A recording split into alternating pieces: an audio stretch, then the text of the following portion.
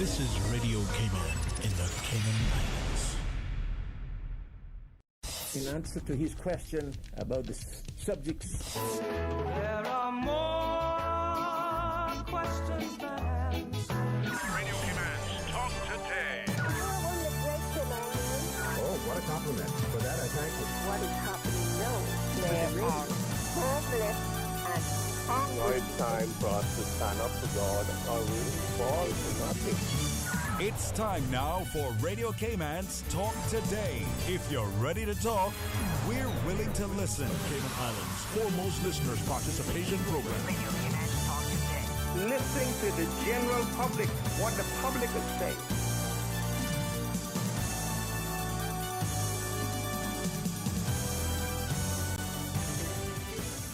Good afternoon. Welcome to Talk Today. I'm Kathy Miller, filling in for Sterling Dwayne Banks, and we have a full schedule this afternoon. Joining us first in the studio, we have from Hope Today, Operations Manager and a volunteer for Hope Today. Operations Manager Brent Hides and volunteer, Dr. Alexandra Bodden, which we also know her from On Course Cayman. After we speak with them, we'll be welcoming guests to discuss National Heroes Day, what the theme is for this coming year, how you can nominate your people for National Heroes Day. And from 1:30 p.m. onwards, we are welcoming Dr. Rhonda Reeves from the HSA. Let us throw it back to a quick disclaimer and a quick message, and then we'll get back to our discussions. Talk Today is brought to you by Subway, open 24 hours in Countryside, Anderson Square in Georgetown, and Centennial Towers in West Bay. And by the Ministry of District Administration, Tourism and Transport. Explore your history, explore your land, explore your sister islands. MedLab in Smith Road Plaza, your complete medical laboratory solution. Call 949-7331. And Savannah Pharmacy in Countryside Shopping Village, convenient opening hours including Sundays and holidays. Radio Cayman's Talk Today, the Cayman Islands foremost listeners participation program.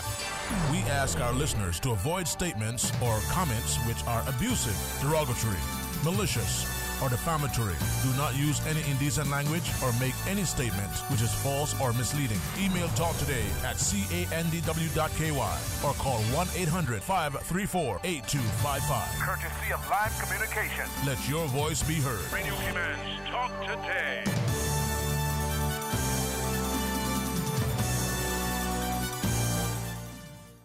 Good afternoon again. Welcome back. I'm Kathy Miller, and I'm joined in studio this afternoon from Hope for Today, Operations Manager Brent Hides, and volunteer with Hope for Today is Dr. Alexandra Bodden.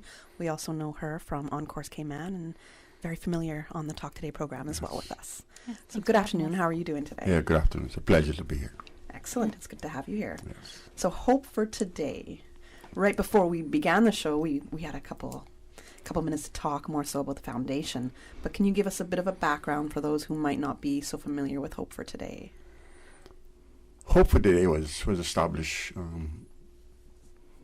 little over 11 years ago. What we recognized that Cayman had many people in the community that were struggling with substance abuse issues. Those people would go into prison, do their time, but they would come out and they would go back to their same old familiar stomping ground or environment of drug use and alcoholism. So we got together. We established a halfway house program, which is a step down from treatment, residential treatment, that is. We have provided a structured and safe environment for any individual seeking recovery in the Cayman Islands.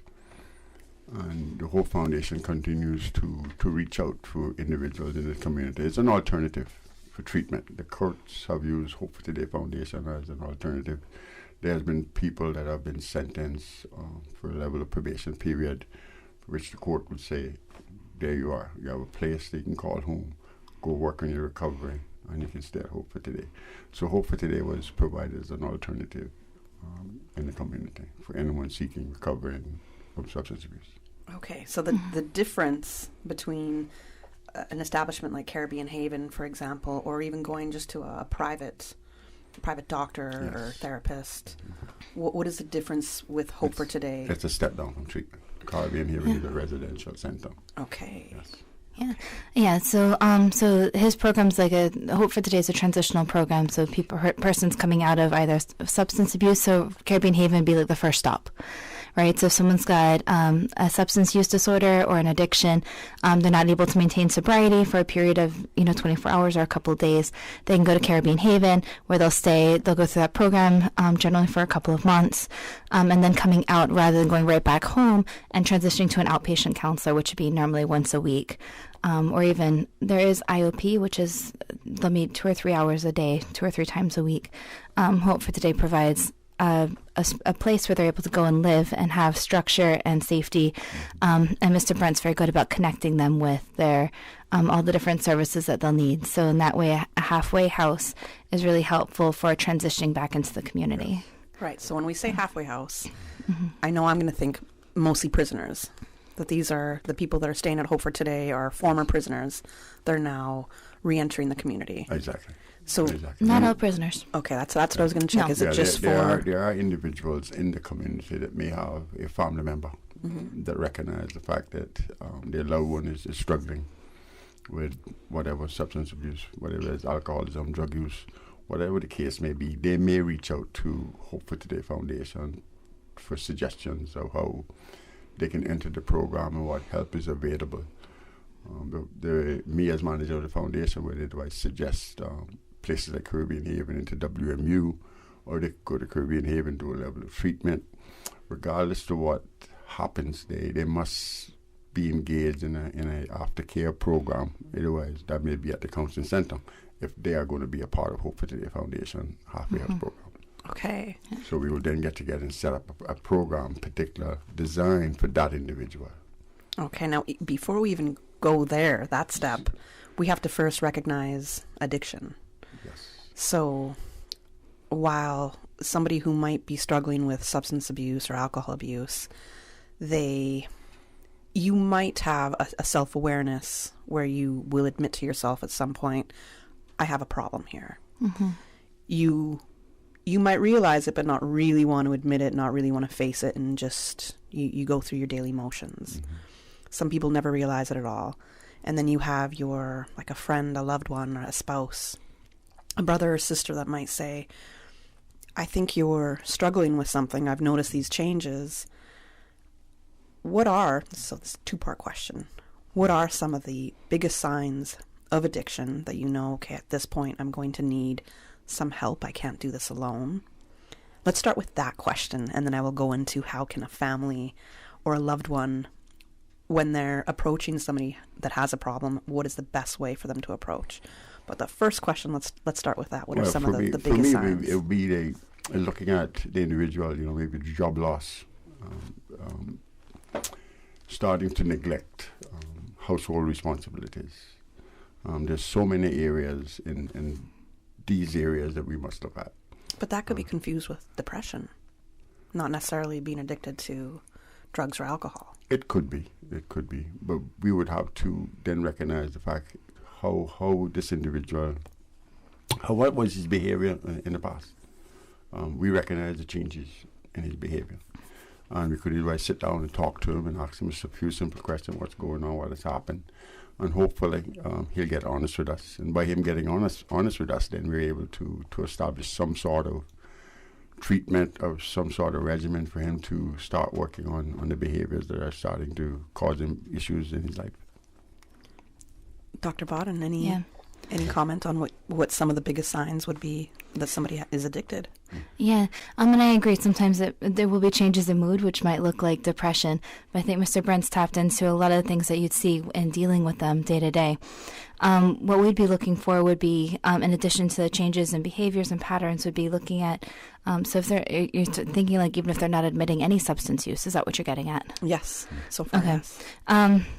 Things that we would be looking for would be their use of money, right? Because whatever the drug is, it tends to take money.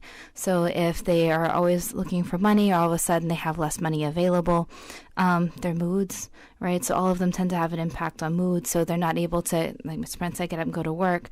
They become a bit more erratic. They're more irritable. They're more tired. Or it just changes in how they deal with other people. Could be signs of that. What we'd be looking for and that would what would separate as well kind of normal substance use versus addiction as well, or what we'd call a substance use disorder, because a lot of people drink. Well, I was going to say, what's normal substance use? Right. How do we and define that? so like a lot of people drink. I was making jokes earlier about the caffeine. And all of these are things that many of us use during the day or on our kind of regular activities. It becomes a problem when you're not able to keep up with responsibilities, or if it's causing you significant distress. So if you're not getting to work, not getting to class, not looking after the kids, not looking after yourself, then that'd be a sign that there's a problem. Getting a DUI could be a sign as well, or any of the illegal drugs obviously is going to put you at risk for illegal problems. But if you're to the point of having physical dependence, so if you're starting to have cravings for the drug, if you're using more and more of the drug to get the same feeling, so we see tolerance with alcohol. Right, so tolerance is actually a physical change in the body. It's from having used the drug or the substance over a period of time, your body gets used to having it, so it takes more to get the same feeling, which is a sign of physical changes to accommodate the drug. So that's a sign of what we call physical dependence. And so with that, that's going to be a big warning sign for substance use disorder. Using it despite having difficulties, despite it causing issues at work, issues at home, putting yourself in danger, so things like drinking while driving can be signs that you are having having a substance use disorder. What about even just having a few drinks after work just to get through the day? Take that edge off from your day, as is the famous saying. I just need to take the edge off, and I need to knock back a couple, and that's a daily habit. It seems like a very fine line between that's normal use, as opposed to where it gets dangerous for the user. And that will vary by person, right? So there is no clear black and white line for it, unfortunately. I wish there was for many of these things. Yeah. But if you're able to do that and still function well at work, your productivity is not compromised, you're still on time, you're still able to participate in your relationships, then it might be okay. Even if you're able to do that, if you feel like there's an issue or if it starts to affect your health, then that might be a sign as well that it's worth taking a look at. And another piece we may want to take a look at is day-to-day drug use of any kind. We got to remember that it's a progressive illness. It will eventually get worse. Then you may start to notice that the individuals are starting to slack up on their day-to-day responsibilities. Then it's the question for maybe a family member to start looking into what's going on. But it will get worse. The one thing about alcohol and drug use is you find individuals will tell you to have this, have that, but what they never try to explain to most of us is the flip side of that. There's a flip side to all of that, and that's what we're never told. Okay, let's address the flip side after we return from this commercial break. The Department of Commerce and Investment is asking clients to use their online services at www.dci.gov.ky for trade and business amendments, grant and renewal applications, and more. While the DCI counters remain open from 9 a.m. to 4 p.m. Monday through Friday, you can stay safe, avoid the line, and save time by applying online for business services at dci.gov.ky. For questions about the DCI's online service or other licensing enforcement or regulatory matters, please email info@dci.gov.ky. Freedom, Cayman Brack. Freedom, Little Cayman. Soft breezes, blue waters, no traffic. Unwind and rejuvenate your mind, body, and soul. Sister Island Staycations, a taste of freedom. Discover all that our sister islands have to offer.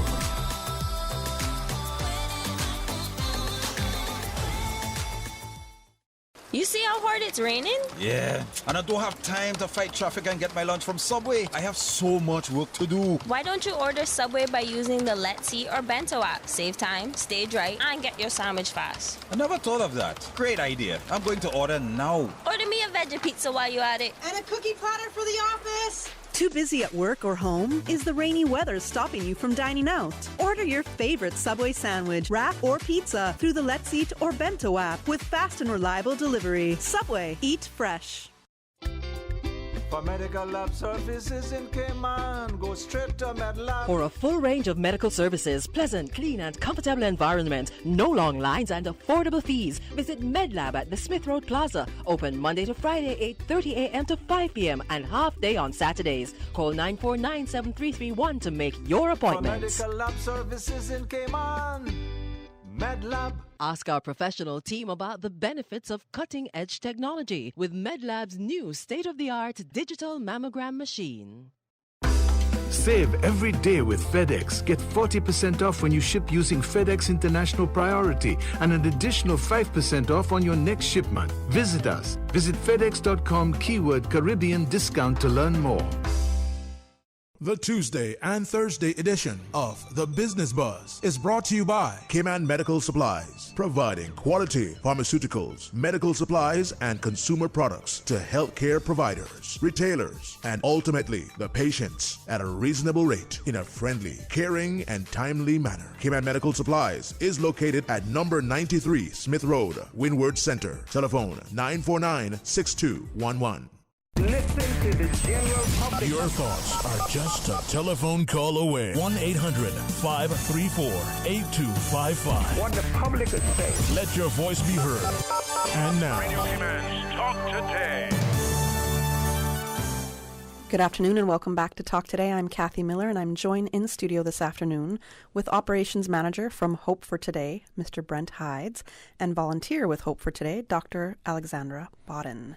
Right before our commercial break, Brent, you had mentioned something about the flip side, and I think it's about the enabler encouraging you to have some more drinks or to try a drug. Yes. They're not telling you about, I guess, the dark side of that journey. Well, I mean, to say it quite clearly, we would look at, we'd be sitting in the bar with friends, and they'll be drinking, and they'll all seem to be having, a merry old time. But there may be the individual that have never really had a drink before. And this may be his first time having a drink.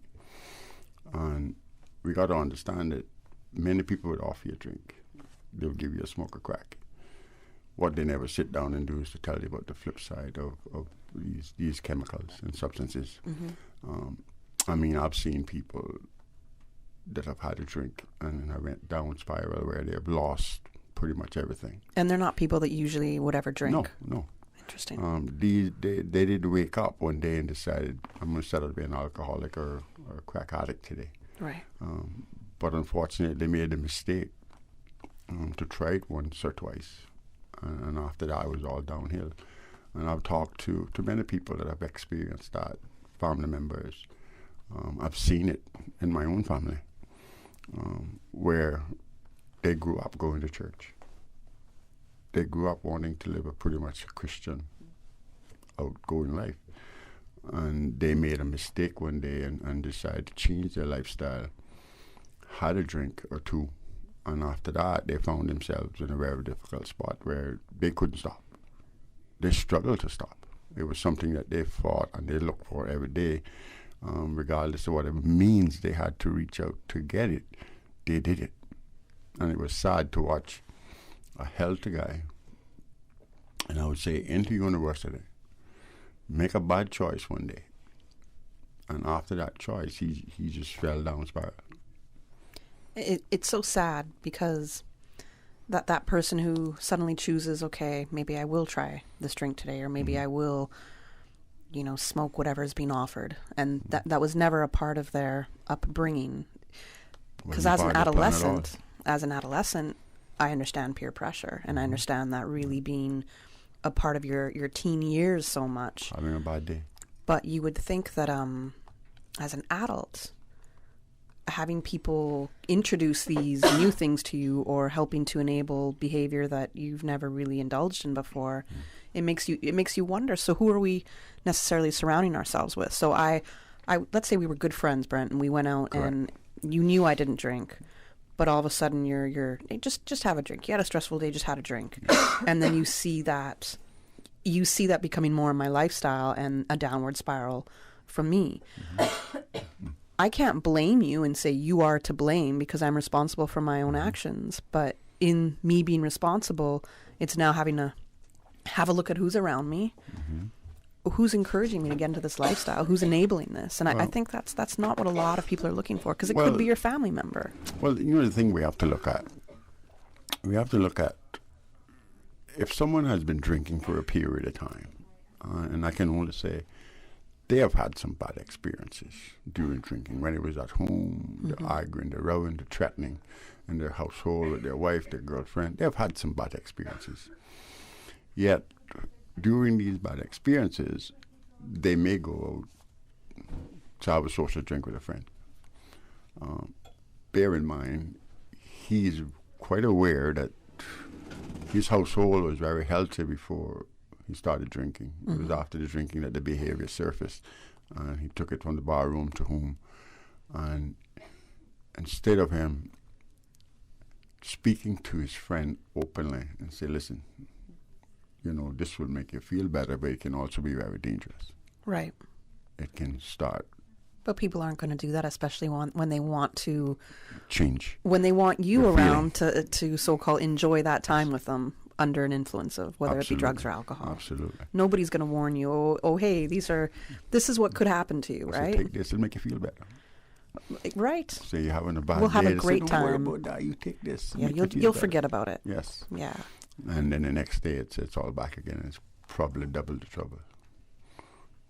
Because while under the influence, you may have created some more stuff that added to the problem that was at hand. So let's say I had an addiction, and I recognize it. I have enough self-awareness, or I reach a point where I'm sick of my own behavior or what's going on in my life, and I know something needs to change, and I realize, okay, I might have an addiction. What stops people from seeking help with that addiction? Is there a difference between men and women seeking help? I don't think that's particularly matters. Well, in Cayman it can be, because we live in a little bubble, and we try to keep these problems within our family. And it's been that way for a long time. Just the last several years that people are actually coming out and starting to talk about it, starting to recognize it, that help is available. You don't have to struggle with these sicknesses on your own. Just the last several years they've actually come out and speak out about it. But you most of the time we have family members or a friend that recognizes the changes in our life, and they may come by with a smooth and kind of settled way of trying to get it across to us.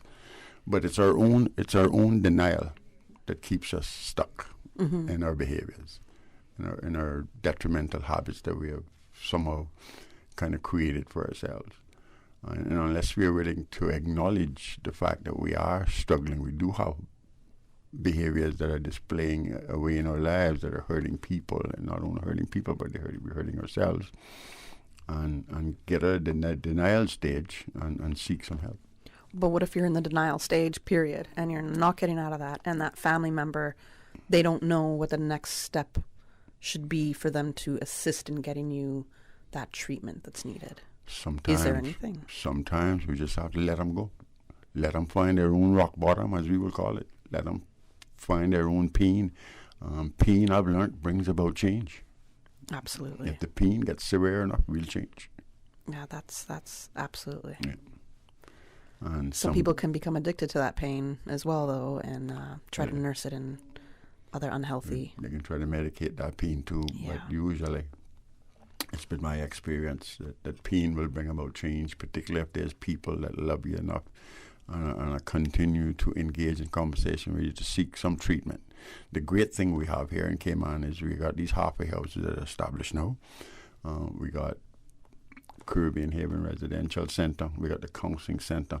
We got all sorts of resources here in the Cayman Islands for anybody seeking recovery and a way to address their issues. They may not be involved, necessarily be drugs and alcohol. There may be other issues that they're struggling with, such as gambling. Right. And other stuff. Right. You had mentioned that in my previous question, what happens with the denial, and you said sometimes we just have to let that person be until they come around. We just have to. Is there any time that's a good time to stage an intervention? Is that something people should think about? Or are inventions a no-no? Don't do that. We have to. But we have to wait for that opportunity. We cannot try to approach someone under the influence and think that we're going to get a breakthrough. We have to wait for that time, that moment and place, that we find them maybe at a vulnerable stage in their life, that they're willing to listen. Another thing we got to understand is that we cannot get anyone better until they're ready. We can drain our own selves, our energy, our positive energy. We can drain ourselves of our resources. They will drain us if we do not find a balance, because we have to find a balance between them and us. And otherwise from that, they will drag us down and we'll become physically sick ourselves. Do you offer any help to that friend or family member that feels really caught up in this addiction as well? So if they've come to you and said, hey, I have somebody that's possible for your program here, yes. Do you, or maybe it could be Dr. Bodden who stepped out of the room for a moment, but do you offer any assistance in helping them also cope with the situation that their loved one might be in? Well, what we do is we can suggest a lot of stuff, and we can give them some necessary tools that may help them to be able to help their loved ones. But our first recommendation is to try to get them into some treatment program. And how do we do that? We have to just wait until they're ready, until their pain becomes so severe that we suggest Caribbean here, and they say, yep, I'm ready to go. And we must press on, though. We cannot allow the individual to continue to destroy themselves. Now, I believe Caribbean Haven, you told me, is the recovery place. Yes, it's residential. Residential recovery place, because you also offer recovery programs. Right, okay. But our program is operated through a 12-step based recovery program. Caribbean Haven is a place where they go and address the issues that have probably got them into substance abuse in the first place. Okay, so when we say 12-step, what might that not include that people think it does include? Well, the 12 steps of recovery gives everyone an opportunity to look at their life, how we have created our own hellhole. You know, we talk about the unmanageability, the insanity, the self-will run riot. We take inventories of ourselves, and we got to remember that all the wrongs that we have done at some point, if we want to get well, we have to address these issues. These are the issues that have constantly and will keep us sick. If we don't bring our secrets into the light and hold on to them, they'll continue to keep us sick. Our secrets is they hold power over us for some reason. They hold power over us, and we must bring them to light, otherwise now they'll continue to have that power. Absolutely. I agree with you on that. And boy, I could definitely talk about that one a little bit longer, but we're going to go to a commercial break right now, and we'll be back to continue the discussion with Brent Ides and Dr. Bodden. I've got some beautiful clothes. I know just where they go. Puritan Cleaners. Puritan Cleaners is pleased to announce the change in its opening and closing hours for all its locations. Savannah Countryside, 946-1884, 10 a.m. to 3 p.m. Mondays to Saturdays. Elgin Avenue, 949-2452, 8:30 a.m. to 3 p.m. Mondays to Saturdays. You may call our seamstress, Miss Kathy, at Elgin Avenue to discuss your repairs and adjustments and more. Our main store, 337 Eastern Avenue, Georgetown, drive-through, rain or shine, will be open from 7:30 a.m. to 5 p.m. Mondays to Saturdays. Puritan Cleaners, Eastern Avenue, 949-7104. These hours will remain in place until further notice. Puritan Cleaners, you feel good when you look good. A caring and community spirit, cherished family and cultural values. These are some of the things that still embodies the Caymanian way of life in the Eastern Districts today. Savannah Pharmacy, your neighborhood pharmacy, located in Countryside Shopping Village, is delighted to offer products and services of real value. Whether it's catering to your family's medical needs or carrying apparel, gifts, and beauty products, Savannah Pharmacy provides you with more than just prescriptions. Remember, they're always just around the corner with everything your family needs and convenient opening hours, including Sundays and holidays. Savannah Pharmacy. For more information, call 946-3336. For medical lab services in Cayman, go straight to MedLab. Blood test, x-ray, and mammogram, all of that is MedLab. Affordable fees and friendly service, a full professional team. MedLab is always comfortable, MedLab is always clean. For medical lab services in Cayman, MedLab. Call 949-7331 and ask about MedLab's new state-of-the-art digital mammogram machine. Attention! Family and friends, now hear this. Le Classique has up to 75% off all shoes for men and women. Family and friends, call your auntie, call your mother, call your sister. All shoes on sale, 30, 40, and yes, up to 75% off. Uncle Joe, the land belt's on sale too, 40% off. Le Classique Family and Friends sale. This Thursday, Friday, and Saturday. Miss it? Your mother. Le Classique at the Strand is open 11 a.m. to 7 p.m. Monday through Saturday. Prospect residents are invited to a free health screening by the Honorable Minister for Health and Wellness, Ms. Sabrina Turner, today from 4 until 7 p.m. at her constituency office located at number 33 Marina Drive, Prospect. Know your numbers and get your vaccine. No appointments are necessary. However, Prospect residents are encouraged to arrive early. For more information, you can call 746-9314. For information that matters to you, the people. Hear from the government, the opposition, independents, and other experts on issues and solutions that affect you. For the record. Every Monday, Wednesday, and Friday, tune into 89.9 and 93.9 FM for Cayman's Straight Talk Morning Show. For the record. I invite you to join me for the record.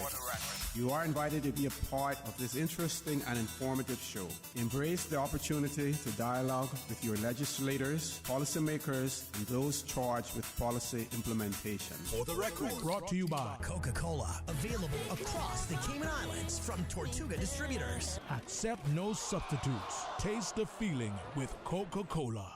Listen to the general public. Your thoughts are just a telephone call away. 1-800-534-8255. What the public is saying. Let your voice be heard. And now, Radio Cayman's Talk Today.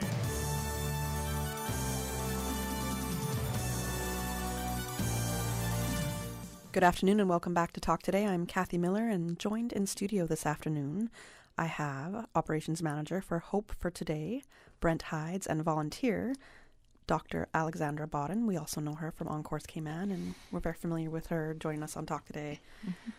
Thanks. At least on a monthly basis, if not more than that, right? Mental health matters. Yes, ma'am. Absolutely. So right before the break, Brent, you had touched on the fact that sometimes we have deeper rooted things inside of us, whether they be secrets, whether it be self-blame or past trauma that we might have gone through. It's never really risen. We've never really necessarily dealt with it, and that kind of eats us from the inside out. And I mean, there's been studies, there's facts out there saying that if we don't learn how to deal with these things, it can cause sicknesses within us. So not just the fact that we become dependent on alcohol or drugs, but that can also make us sick and give us disease and illnesses that we can't really, there's no quick solution for, and that can lead to cancers. We have to recognize, I think Dr. Alexandra would probably be a better one to speak up on this, but we talk about this all the time, is when someone comes into treatment, is we must try to get to the root of the matter. Yes. Mm-hmm. And it's probably the easiest way for us to find a solution. Right. Dr. Bodden, thoughts? Yeah, and that's where I think, especially if there's a lot going on, that's one of the, so I've worked in all levels of care, especially with substance use. And so that's one of the benefits of the inpatient programs, is it really gives you a chance to have a lot of support, around the clock care, and a chance to really get to the bottom of things.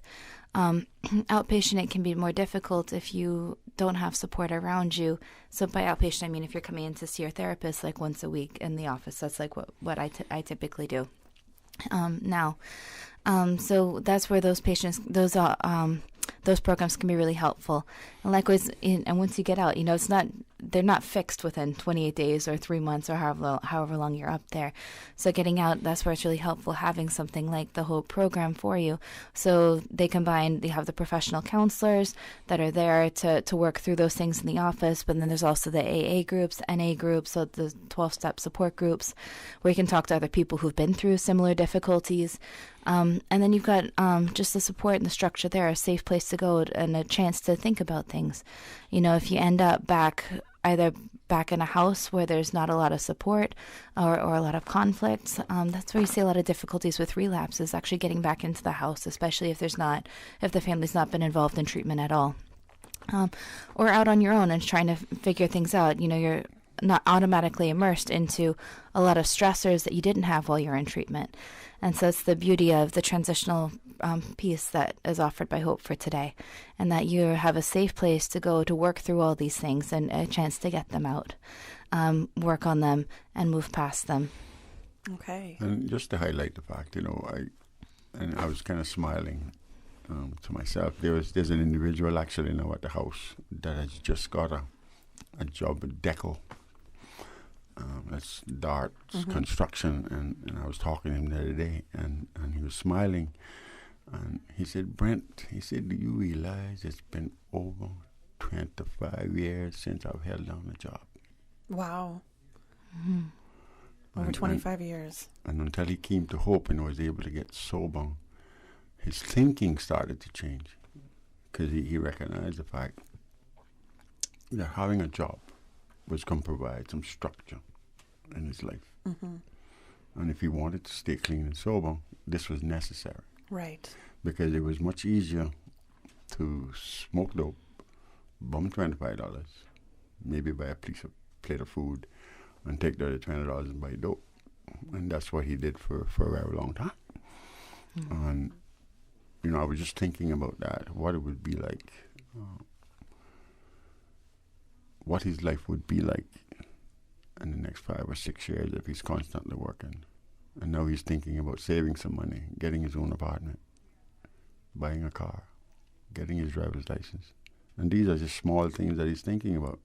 But he's setting goals now for himself, which previously it seemed perhaps he didn't have those goals for whatever his reasons were. So that's a successful story. Yes, and I think well, this is what HOPE was designed for, was to provide that support to individuals seeking substance abuse issues, that they may become productive members of this community and have small dreams, you know, just small dreams. Right.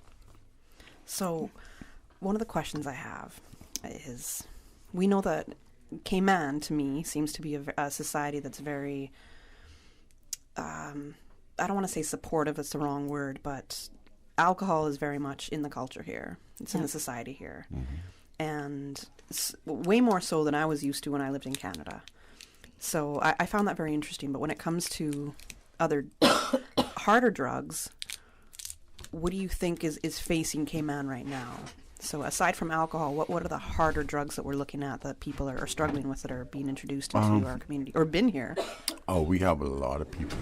We have a lot of people in this community that are struggling with crack. Really? Yes, it's ripping families apart. Is fentanyl anything we have to be worried about in Cayman?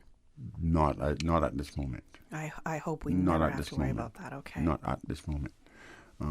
But the crack cocaine, it's all over the place here. I mean, it's when you can start buying pieces for $2 and $3, and it tells you how much it is. Well, it's a form of cocaine, but the reason that it's so cocaine, which a lot of people don't like to recognize, but that's a very popular drug in Cayman, and we see, especially with, I'm going to say, the more high income earners. Those more in private firms, bigger job titles, cocaine is widely abused. And I know I'm out there. I know what's going on in that sense, right? But those people can more so afford cocaine, and yet crack is made from cocaine, and it's a lot cheaper. So for your very low income earners, or maybe people who don't have jobs, they can get $2 or $3, and they'll be good for the day. But remember, there was a time in Cayman particularly, I'm saying, when I used to use crack, there was a time in Cayman you couldn't get a piece of crack unless you had $25. Oh, okay. So it's definitely gone down. If you didn't have $25, the dealers wouldn't even talk to you. Well, that's not a good sign because So today you can actually go to most people that are dealing it because it's becoming so plentiful. You can get piece for $3-4. So that's not a good sign to me because it means that there's more of it. There's more availability of it. Yes, a lot of competition. So, and we hear about the high-performing individuals who can cope with a sort of a recreational cocaine use. Would you like to demystify that whatsoever? I would still have to meet that fella. You've never met somebody that was like that? I have never met anybody that I knew that was engaging in cocaine, crack, that was able to continue to use those substances on a recreational basis and function. Okay. We only have 2 minutes left before we have to say goodbye here in this segment, but I know you have an event coming up. So yes. Hope for Today, 9th annual walk run, 10th annual. It has to be the 9th. The 9th, okay. It's a 9th annual walk run for recovery. We want to invite the public, the community, to come out and be a part of it. They can contact me at 928-9099, or they can simply go on to Cayman Active. But most of all, we want to thank the West End, the Holiday Inn Grand Cayman. We want to thank people like Mr. Marcus Cumber. We want to thank all, like Mr. Woodard Foster and his staff have been great support to the foundation during these times of fundraising. We got to recognize everybody that have made this event through the years, the success that it is. J. Michael Imports. But come out, join us. Join us at 7 Mile Public Beach on Sunday, 6 a.m. Bring your dog, bring your cat, bring a friend, bring your baby in a stroller. It doesn't matter how you come. Just come out and be a part of it. But is it a fundraising event? It is a fundraising event. But there's no cost to... Joining the walk is absolutely free to the public. So you're hoping by donation... You can purchase a ticket on a voluntary basis. We don't put no strings attached to anyone that wants to come out and just enjoy the exercise. Come out with friends. There's great trophies up for grabs for anyone that participates, and that's the awesome thing. Well, we know people like their I like my trophies, so that's... Last year we had Inspector Brad come out first in the walking division. Okay. Yeah, so he participated with us. So we have a lot of people that are going to come out and participate. We're expecting also some members from our government to come out and participate with us. The time and location for that again? Yes, it's 6 a.m., 7 Mile Public Beach, this Sunday. Come out and be a part of it. Okay, that's the Hope for Today 9th annual walk run. Correct. Thank you so much for joining me this afternoon. No problem. To you and Dr. Bodden as well. Thank you for joining us, and I hope we can continue this very important discussion on what the Hope for Today Foundation does. Before we go, we need to thank Radio Cayman for always being there, helping us get the word out of change and recovery. We do what we can. We're all in this together, right? Thank you. So we got the 1 p.m. news, headline news now. Thanks so much. Today's biggest news. Radio Cayman, your voice, your choice. Local, regional, international. This is Headlines from Radio Cayman's newsroom. Today's biggest news. With your latest headlines, I'm April Cummings. In its most recent Freedom of Information decision, the Office of the Ombudsman says there appeared to be a general misunderstanding of FOI principles regarding the Ministry of Finance's application of exemptions, noting the ministry applied some exemptions to information from certain businesses, but not to similar information of others. The Ombudsman also says other records were said to be exempted because the applicant had not demonstrated the need to obtain them. The FOI Act, established under the Cayman Islands Constitution Order 2009, gives applicants the legal right to request access to information without considering who is making the request or why they need those details. In international headlines, the Biden administration's special envoy to Haiti has resigned in protest of inhumane large-scale expulsions of Haitian migrants to their homeland, as it's racked by civil strife and natural disaster. That, according to U.S. officials today. Daniel Foote was appointed to the position in July following the assassination of Haiti's president. But even before the migrant expulsions from the small Texas border town of Del Rio, the career diplomat was known to be deeply frustrated with what he considered a lack of urgency in Washington Washington, and glacial pace on efforts to improve conditions in Haiti. With booster doses of Pfizer's COVID-19 vaccine now authorized in the U.S., government advisors there reconvened today to tackle the most contentious question yet: exactly who should roll up their sleeves right away. Late Wednesday, the Food and Drug Administration signed off on an extra shots of the Pfizer formula for a broad swath of Americans, those 65 and older, people at high risk of severe illness, and healthcare workers and others in danger of becoming infected on the job. But that was not the last hurdle. The Centers for Disease Control and Prevention sets final U.S. policy on who qualifies for the extra shot. The CDC's advisors were set to vote today on how many of the roughly 26 Americans who had their last Pfizer shot 6 months ago should go ahead and get that third dose. Those are your headlines. From Radio Cayman's newsroom, I'm April Cummings. For the latest in news and information, follow Radio Cayman on social media, Facebook, Instagram, Twitter. Download the Radio Cayman app or log on to our website, radiocayman.gov.ky. 89.9 Radio Cayman helps you to weather the storm during this hurricane season. One of the most crucial elements of hurricane preparedness is storm awareness. During the season, it is of utmost importance to pay attention to the latest local weather forecasts, as hurricanes do not suddenly form or strike. There are various methods of advanced notification. Utilizing such may be the difference between a favorable outcome and disaster. Both television and radio serve as excellent mediums with up-to-the-minute storm path information in the wake of a hurricane. Another method of tracking a hurricane may be only arm's length away. Your smartphone or tablet can be your most valuable tool before, during, and after a storm, providing countless numbers of apps with crucial hurricane information. Many apps allow you to track storms with moving radar and satellite imagery, plus offer alerts, current conditions, forecasts, advisories, and even video. This hurricane preparedness tip was brought to you by your community radio station, Radio Cayman 89.9 FM. This is how we wake you up in the morning.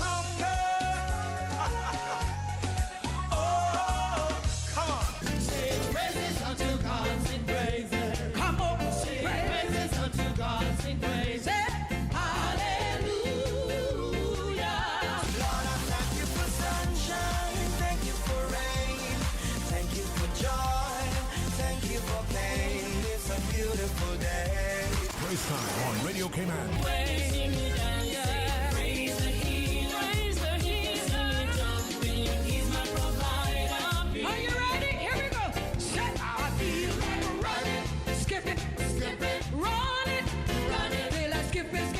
Praise time. Jesus in the morning. I will.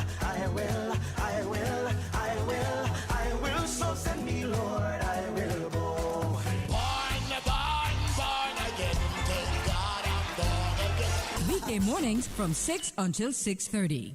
Listen to the general public. Your thoughts are just a telephone call away. 1-800-534-8255. What the public is saying. Let your voice be heard. And now, Radio Cayman's Talk Today.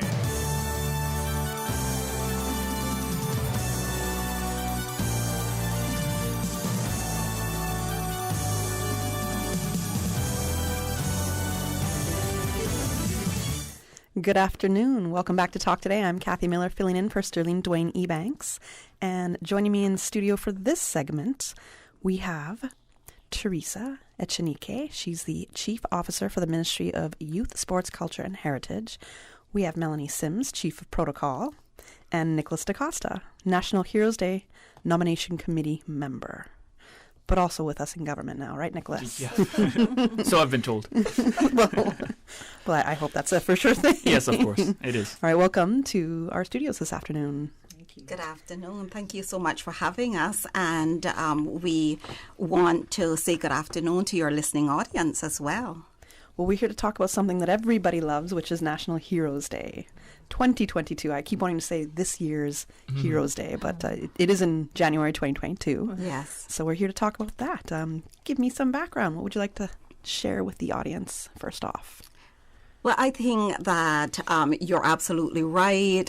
Whenever people talk about National Heroes Day, it is always such a pleasant subject matter to talk about, because it's an excellent opportunity for us to recognize the heroes in our community. There's so many people that have done exceptional work and have contributed to our beautiful Cayman Islands in ways that we could never begin to truly imagine. And so opportunities like this is definitely, ones that we want to take advantage of, and to give recognition where it is very much deserving. And 2022 is definitely an exciting time, because we will be honoring our uniform services for 2022.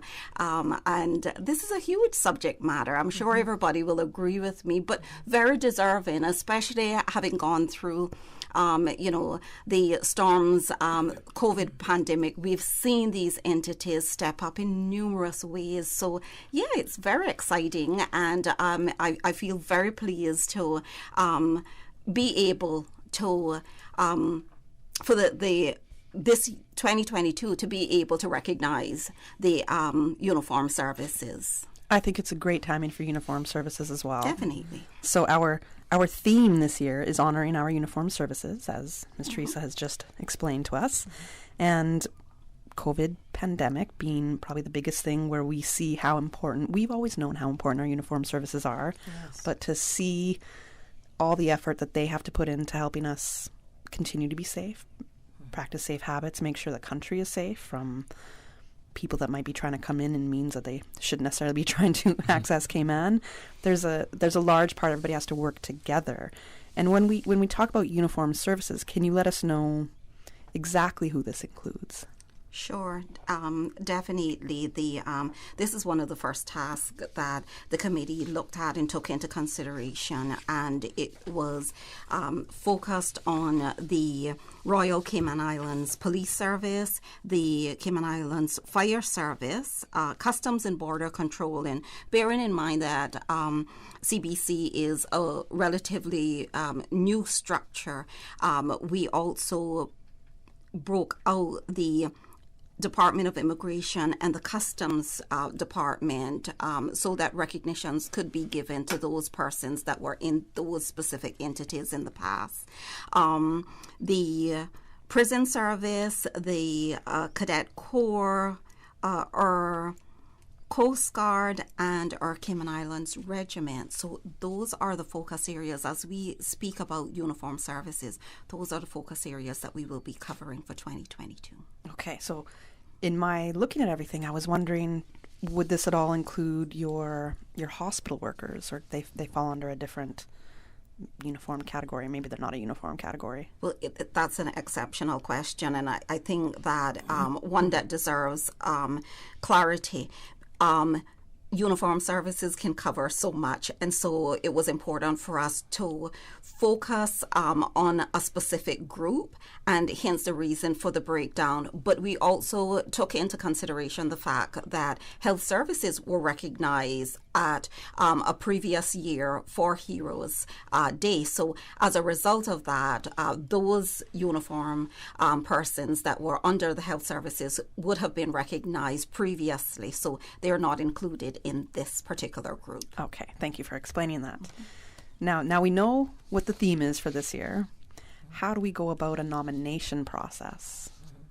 So if I have somebody in mind that I'm thinking, okay, the so-and-so police officer, somebody I know that it's in Customs and Border Control, and I want to nominate them, what is the criteria for nominating them, first of all, and then how do I nominate them?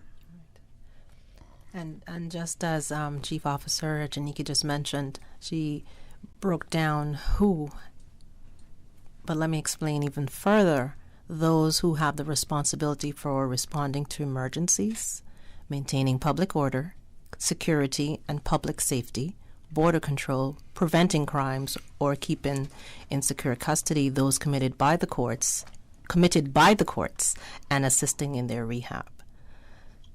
So if they fall in those areas, that's who we're focusing on in this nomination period. Okay. So you go online to celebratecayman.ky and you fill out the form there.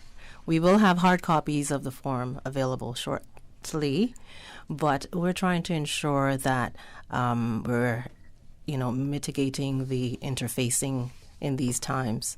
And so going online, it worked out tremendously last time we did it, and we're encouraging those of you who can and have access to online means to do so. Go to CelebrateCayman.ky's website, and the form is there for you. If you don't have access to online services, there are those of us who are here willing to help you, as well as those in Cayman Brac at District Admin to fill out the form to help you there.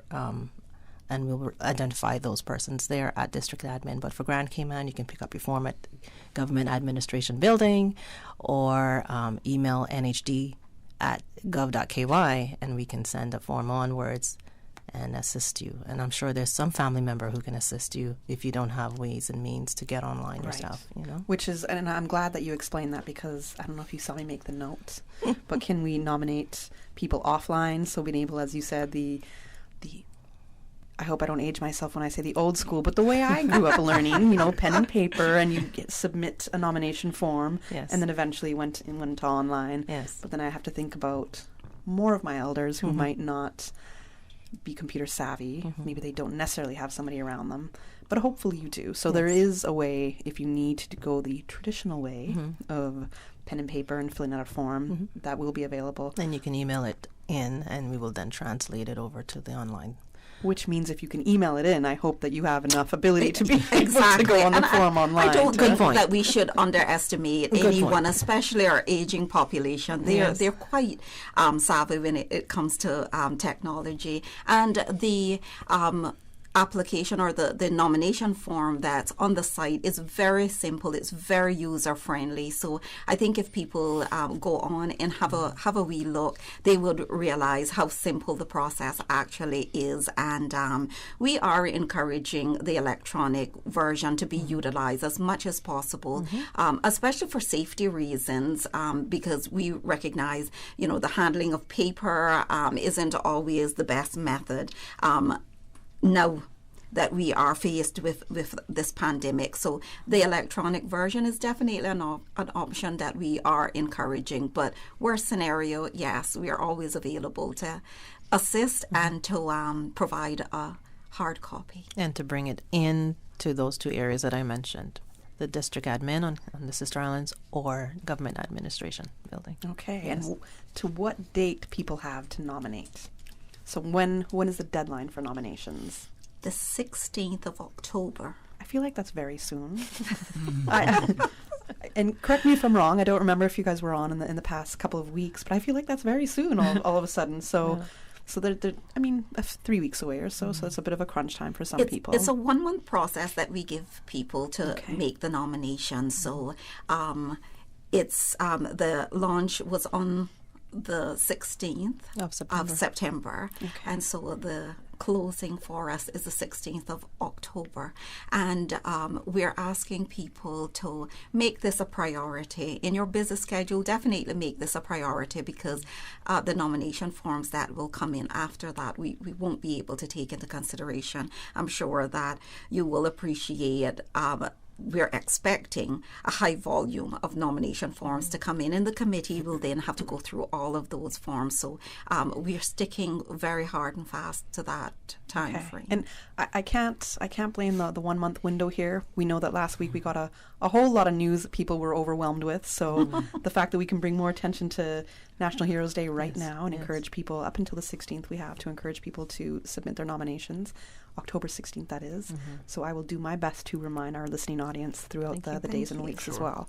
We have to go to a commercial break right now, and when we return, we're going to hear more about the nomination process and how they consider the nominees. Radio Cayman is pleased to feature this special Sister Islands historical vignette, brought to you by the Ministry of Tourism and Transport. Explore your history, explore your land, explore your Sister Islands. Alfred Berman Scott, 1914 to 1989. Alfred Scott was schooled in Jamaica and went to sea as a young man, and then to Panama, where he worked on the canal. When he returned home to Cayman Brac, he worked as a contractor and manufacturer of concrete blocks made on a homemade machine. floor tiles, and aggregate. He served in the Legislative Assembly in the early 1970s, representing Cayman Brac and Little Cayman, and was a Baptist preacher for a number of years. He was a philanthropist who was widely loved and respected. Mr. Scott, who was married to Miss Alta Aurelia Henderson, was a model husband and father who raised 12 outstanding citizens. Another son died at an early age. Radio Cayman is pleased to feature this special Sister Islands historical vignette brought to you by the Ministry of Tourism and Transport. Explore your history, explore your land, explore your Sister Islands. Wouldn't it have been grand if you had purchased land 30 years ago? It may not be 2020, but a perfect vision has never been more clear. Cayman Brac and Little Cayman, poised for growth with an eye on the future. Your land, your history, your future. Discover all that our sister islands have to offer.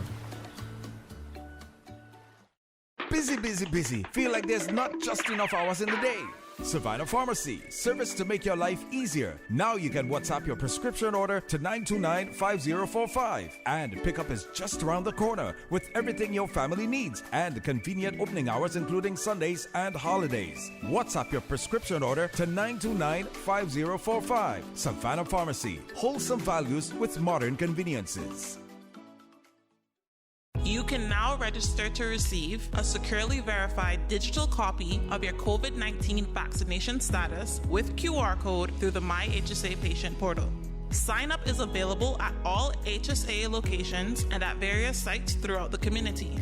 To register, all you need is your photo ID showing date of birth and a valid email address. Visit hsa.ky and click My HSA patient portal for the sign-up schedule and more information. Listen to the general public. Your thoughts are just a telephone call away. 1-800-534-8255. What the public is saying. Let your voice be heard. And now, Radio Cayman's Talk Today.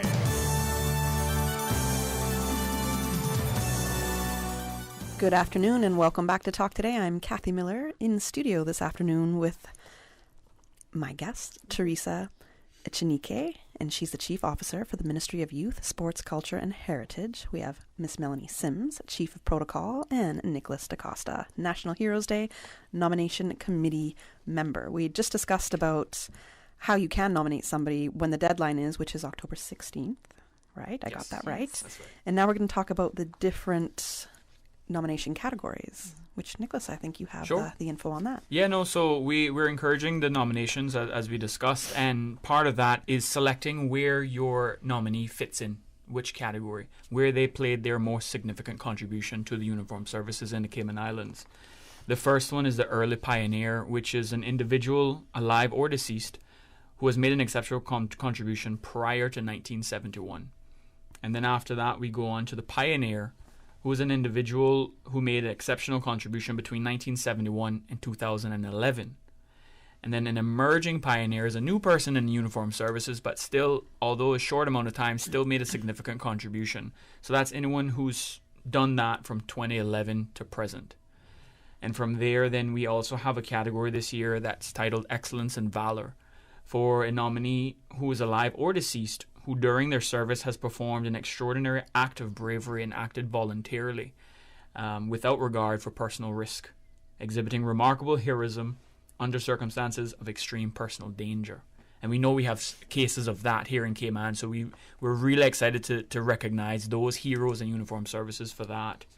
And also we have the memorial scroll for anyone who is deceased, who is a leader or notable contributor to the development or delivery of uniformed services in the Cayman Islands, who lost their life in the line of duty, or while serving as a member of the uniformed services. Okay, so this is basically the categories and Yes. the criteria basically for how you can select, okay, this person belongs to this category here, and they've served during this time or accomplished this.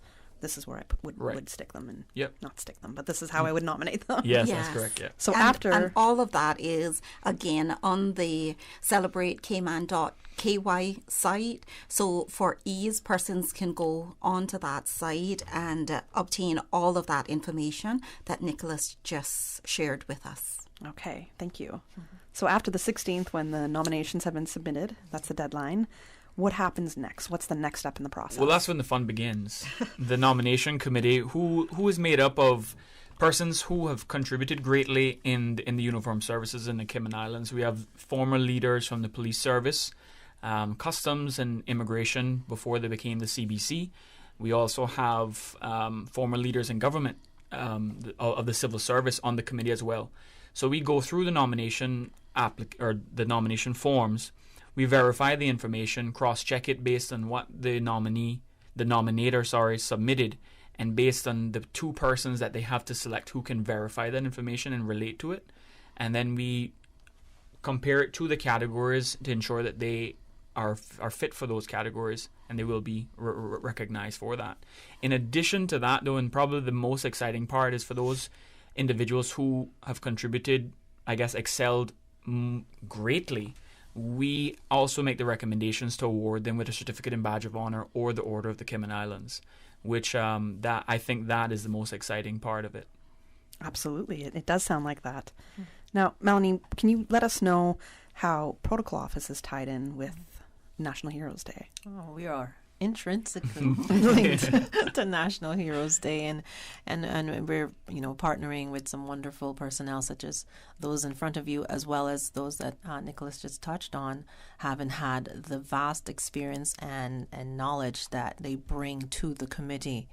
So we partner to provide resources, share experiences, and to help guide the committee through this process, and to provide as much informational pieces to help fill those gaps that we may need when the nominations themselves come in. So the Protocol Office plays an integral part in the nominations process and beyond.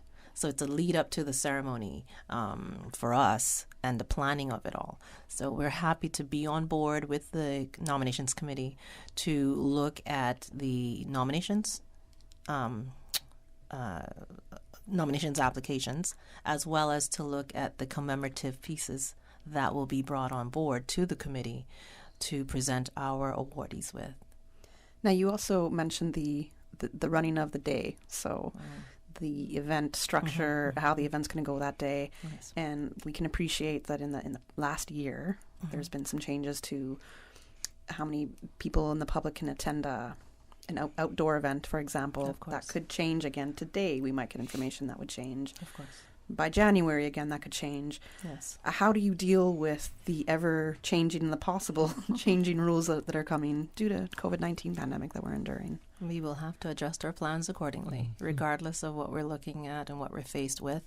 For us, Heroes Day is just that one time frame, so we can't bring it back again. So delaying the ceremony or canceling and postponing, it's not an option. So come rain or shine, we had always had our backup plan. Come COVID, we had a backup plan, which was we broke down as much as we can in the numbers and took it out to the different areas. And so last time we had 3 ceremonies versus the 1 that we've been historically known to produce. So we will just have to adjust our plans accordingly. And it was a success. It absolutely was. It was fun, wasn't it? It would be absolutely remiss of me to not take this opportunity to extend gratitude and appreciation to Melanie and the protocol team, because there's so much work that goes into that event, and every year it seems to get better and better. And we don't realize we're there enjoying this lovely event. We don't realize what's happening behind the scenes and how much work they have to put in to make this event a success. So on behalf of the Ministry of Youth, Sports, Culture and Heritage, but the entire Cayman Islands, I want to express my gratitude and appreciation to you and your team. Amazing work that you all are doing, and we're most grateful. Thank you. I can't say enough of thanks on behalf of me and the volunteers and the protocol team and the entire cabinet office and the vendors that come on board to make this work, the contingents, listen, we are working late into the night. We make a phone call. Can you make something happen? Call Cayman Airways Cargo in Miami. We need the posters by tomorrow. Can you make it happen? Listen, everyone work together for National Heroes Day, and I think we're all heroes with all of the amount of energy and weariness that comes from it. at the end of the day, you look back and you thought, okay, we did it. We really, really did it.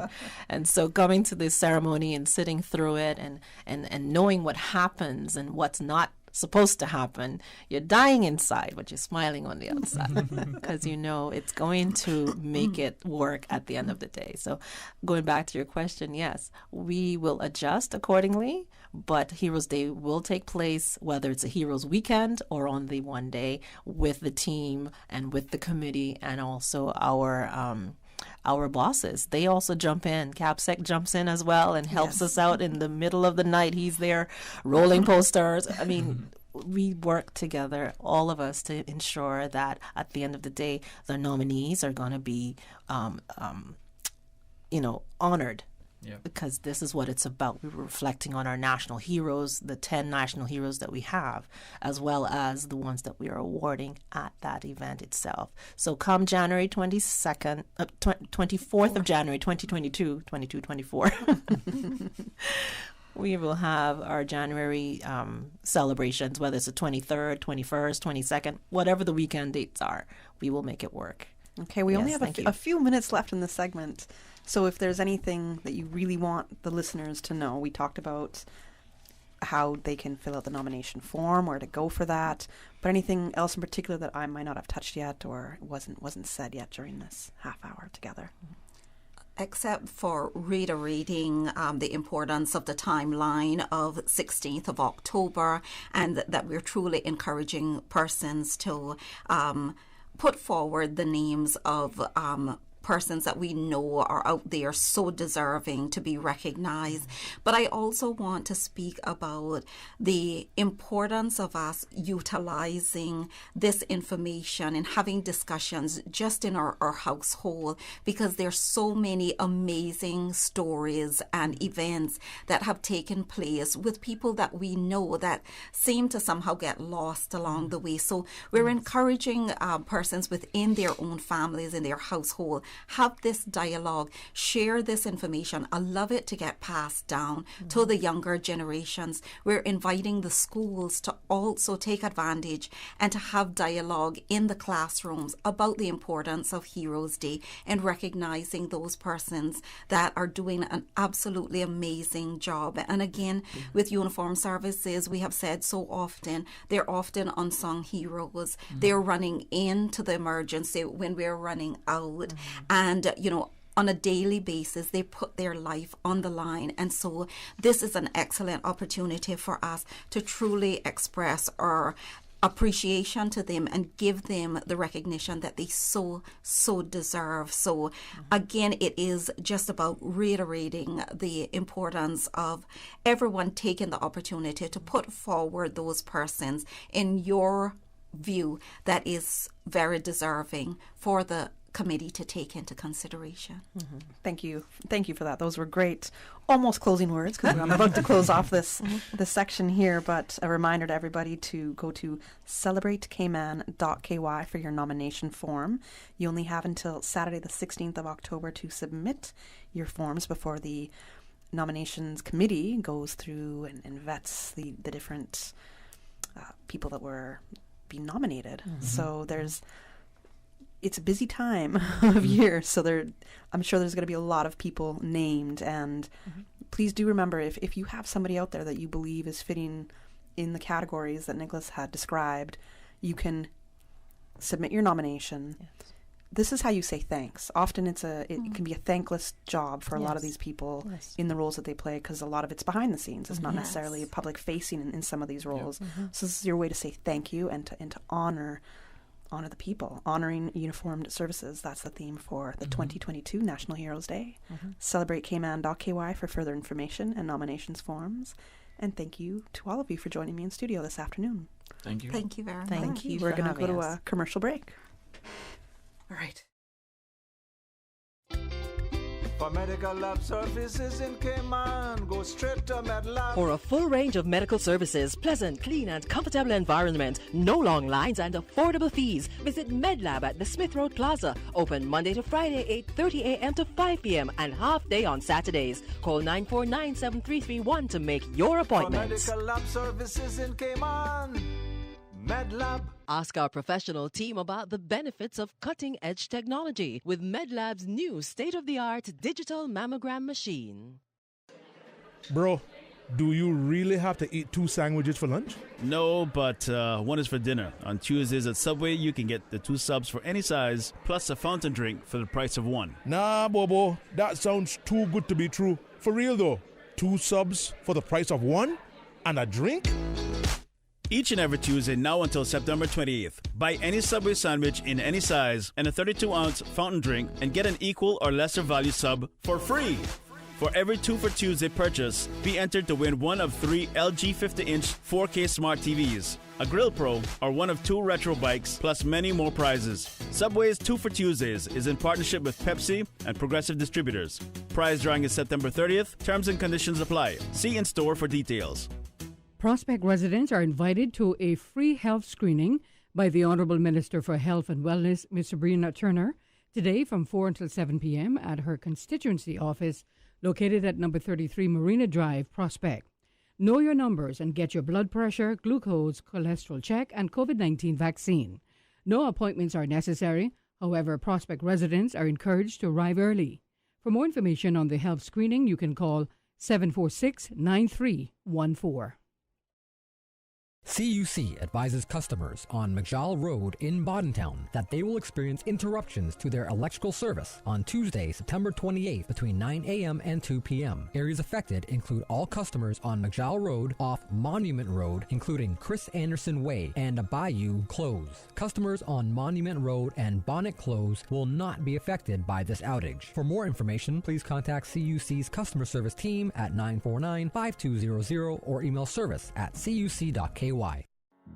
The Cayman Islands Chamber of Commerce Pension Plan. We're here for you. Are you aware of the performance of your pension plan? The Cayman Islands Chamber of Commerce Pension Plan provides quarterly fund fact sheets for our members to stay informed with the plan's performance. For the year ended 30th of April, 2021, the various life cycle funds have provided returns between 10.5% and 43.2%. And our all-in expense ratio for year ended 30th of June, 2020 is currently the lowest it's ever been. 0.72%. Visit chamberpension.ky to review our fund fact sheets. You can see the performance as far back as 10 years. Remember that pensions are a longer-term investment strategy. Focus on the long term rather than the short-term returns. The Cayman Islands Chamber of Commerce Pension Plan continues to perform for you.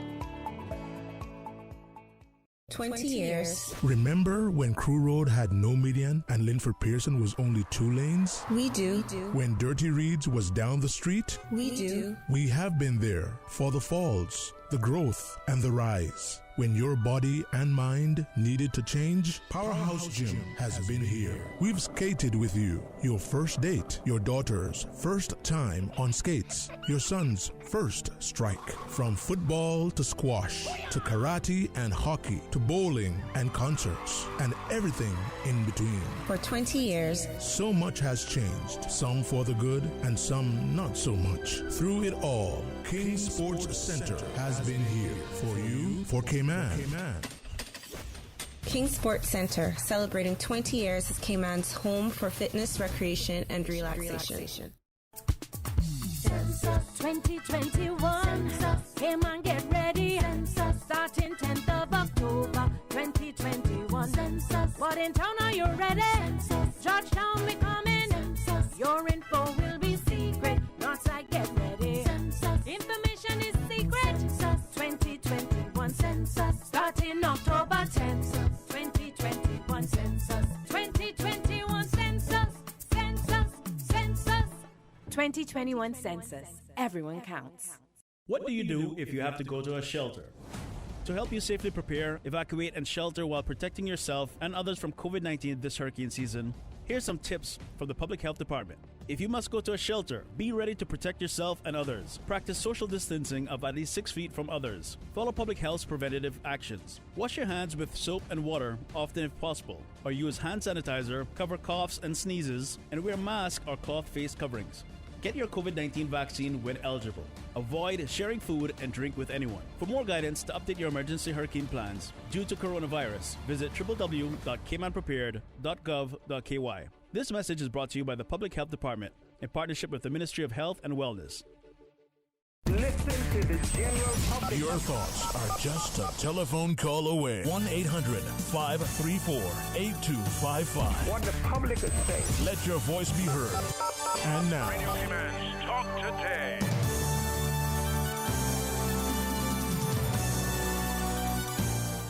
Good afternoon. Welcome back to Talk Today. I'm Kathy Miller, and I'm welcoming Dr. Rhonda Reeves from HSA in our last segment of Talk Today this afternoon. We're going to be talking about PCOS, or perhaps better known as polycystic ovary syndrome. So PCOS is the short abbreviated version, because that can be a whole mouthful to say. Yes. But welcome, Dr. Reeves. Thank you. Thanks for having me. It's a pleasure to have you here. And so I had no idea, but September is PCOS Awareness Month. Yes. Okay. See, I'm a woman. This affects me. Well, it could affect me. Right. So I have to be more aware of what it is. Yes. That's true, because a lot of people come in and they'll come in with all these concerns, and then you tell them that that's what you have, and I didn't even know that existed. Right. So it's really to let persons know if you're having certain symptoms, this could be the cause of all these other things, because it's not just gynae related. It affects a whole lot of organ systems, your skin, your hair. So you might be like, why is my hair falling out? And then you hear that you have a gynae diagnosis, and you're like, how? So it's kind of to make you realize that you might have something that's completely related to something else. All right, so let's take it back a couple steps there. PCOS, polycystic ovary syndrome. What is this? So I like to start with the syndrome. The syndrome part of it means that what I was explaining to you before, it's a whole list of presentations. And when you have all of these, or majority, you have to have 4 out of the list. Do you consider yourself to have polycystic ovarian syndrome? So you might have just 2 out of it and you don't fit the criteria. So you have your laundry list of things that you take, and patients will come to you, and most of the times, me being a gynecologist, they'll come to you with gynecologic complaints. It's called polycystic because one of the most characteristic things that you will see on an ultrasound is your ovaries. They're very big, and they have what you call cysts on it, and poly just means numerous. So you'll have numerous cysts on your ovaries, and I like to say cysts are fluid-filled sacs. Little water bags, that's what I'd say to patients. And when you look on the ovary, it's enlarged with all these little sacs going around, and they tend to tell you it looks like a string of pearls on a necklace. So you'll have your ovary, which looks like an egg, and then around the line of it is like you have the ovaries wearing a string of pearls. And that's how it got the name polycystic ovarian syndrome. So that's pretty much what it is. If you want to go more into what the common complaints is, most times it's persons, they'll have menstrual irregularities. That's the first thing they'll come in with. And it's typical. I don't see my periods. I don't see my periods regularly. I don't see my periods often. I see it once a 3 months or something like that. And that's usually the biggest thing. What could we consider to be irregular? So I normally say if you've gone 3 months and not seen a period, that is of concern.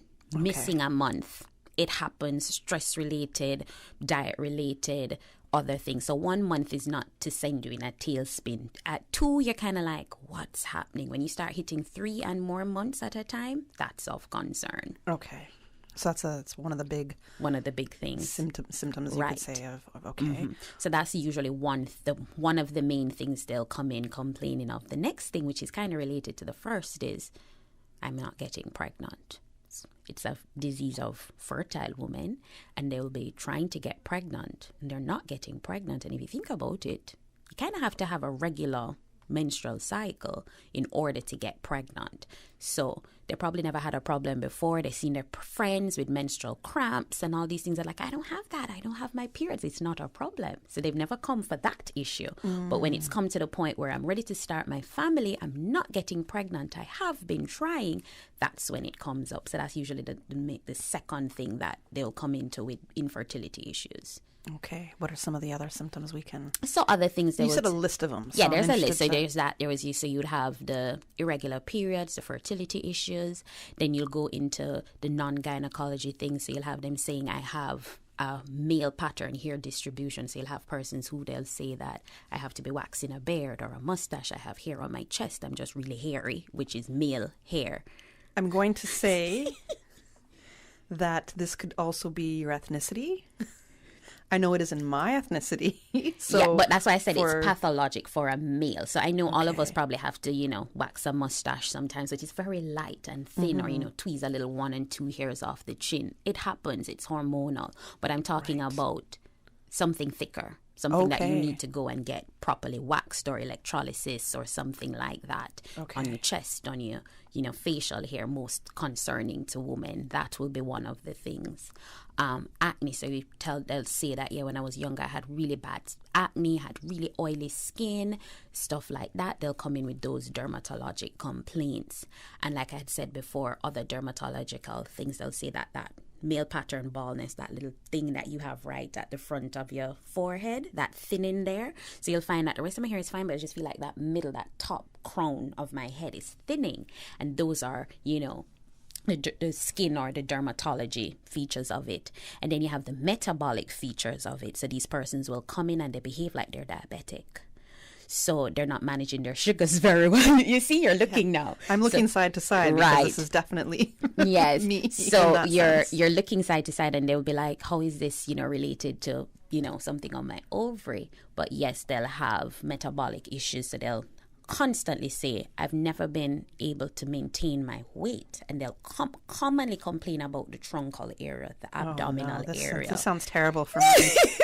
So they'll always say, I've worked out, I've done everything, but I just seem to have this abdominal fattiness that I can't get to lose. And then that goes down with your metabolic syndrome. You're at risk of your diabetes.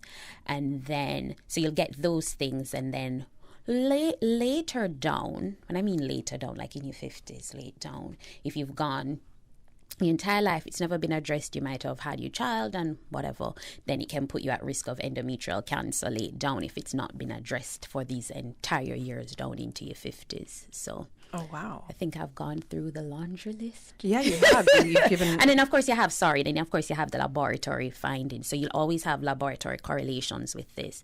So when you do your lab values, you'll find out that they'll have more of a male hormone, a higher amount of the male hormone in their blood system than they should for a female. And then that's where you'd find out that, okay, yes, your glucoses are not normal in your lab findings. Yes. And then, of course, it would also be in terms of your gynae hormones. You'll find that those are also askew, which would explain why you're not ovulating. So it has all of those things coming down, and you have to have like about 4. Okay, so we're about to go into a commercial break, and so the questions I want to ask coming back from the commercial break are, so is it lifestyle? Does lifestyle contribute to the fact that a woman might develop PCOS, or is it hereditary? Mm-hmm. So let's think about that for a second, and right now we're going to go to a commercial break. Mm-hmm. A caring and community spirit, cherished family and cultural values. These are some of the things that still embodies the Caymanian way of life in the Eastern Districts today. Savannah Pharmacy, your neighborhood pharmacy, located in Countryside Shopping Village, is delighted to offer products and services of real value. Whether it's catering to your family's medical needs or carrying apparel, gifts, and beauty products, Savannah Pharmacy provides you with more than just prescriptions. Remember, they're always just around the corner with everything your family needs and convenient opening hours, including Sundays and holidays. Savannah Pharmacy. For more information, call 946-3336.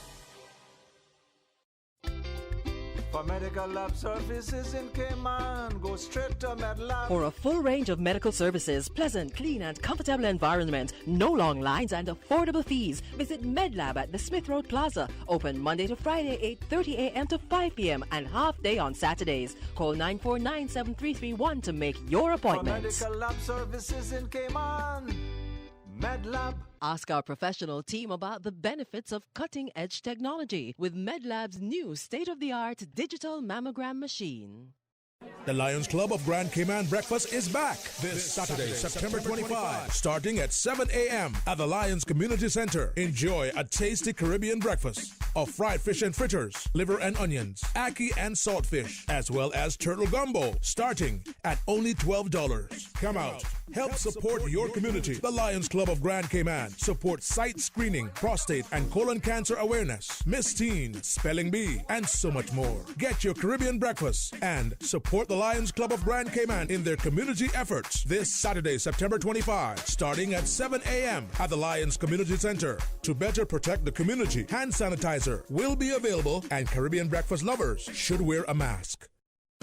Do you have plans to travel to the UK? You must provide a letter of certification from Public Health and your vaccination certificate issued in the Cayman Islands. If traveling to the UK via the Bahamas, the United States, Canada, Jamaica, or any other Amber List country. If you are traveling directly to the UK from Cayman, no letter of certification is necessary. Letters of certification may be requested by emailing vaccinecertification@hsa.ky. Travelers must attach a copy of their vaccination card as a screenshot attached to their email request. All requests will take 3 business days to process, and letters will only be issued within 3 weeks of a person's date of travel. Letters of certification are only needed if traveling to the UK via any Amber List country. Travelers to the UK coming directly from the Cayman Islands do not require a letter of certification. Your Radio Cayman 6 p.m. news, Monday through Friday, is brought to you by Logic. Your life connected. To all of our essential workers who are dedicated to caring for us during COVID-19, please remember that caring for yourself is important too. Use appropriate PPE and practice social distancing whenever possible. Take breaks.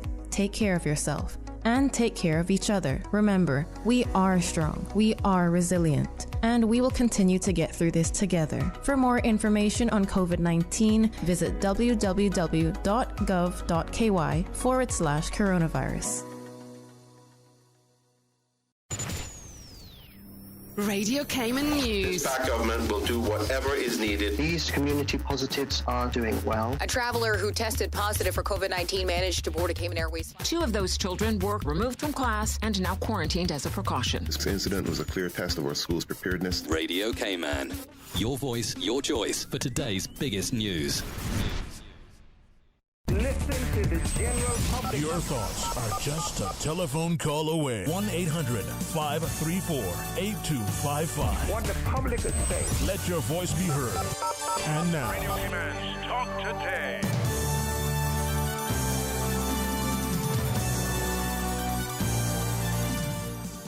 Good afternoon and welcome back to Talk Today. I'm Kathy Miller, and joining me in studio this afternoon is Dr. Rhonda Reeves from HSA as we discuss polycystic ovary syndrome, otherwise known as PCOS, and we did mention that September is PCOS Awareness Month.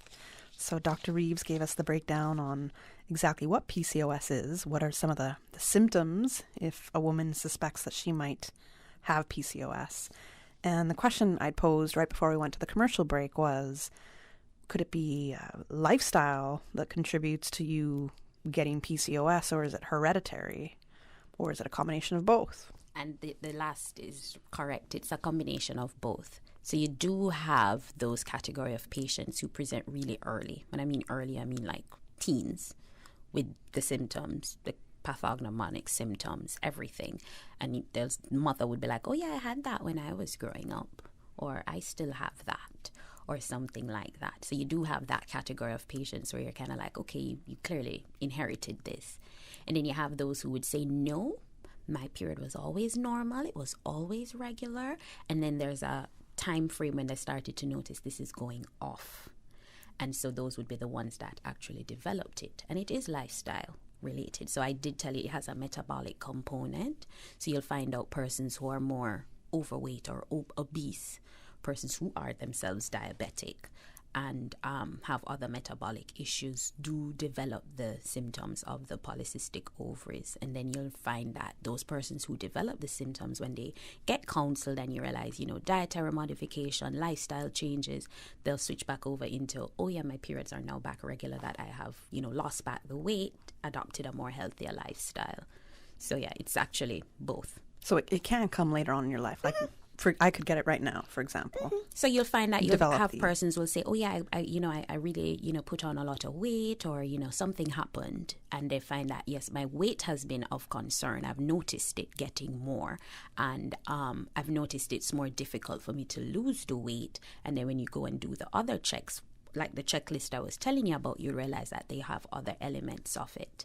And then you'll say, okay, that these ones, your biggest control or your biggest counseling in terms of their management is lifestyle change. Now, you mentioned something that I found was interesting. So if a teen develops this, clearly as a teenager, and they have a discussion with their mother or caregiver, and the mom says, oh yeah, I had this when I was younger, your age. It's nothing to worry about. Don't worry. I had you. Everything's fine. And maybe that teen will endure these pains, maybe take painkillers to get over the severe cramping, or maybe go see a dermatologist for the acne issues that are happening, and blame these changes on their hormones in those years. Is that quite a dangerous thing for a parent to, I don't want to say mislead, but have that conversation with their child? It's not really, yes, don't worry about it. It can be because of what I said the long-term effects are.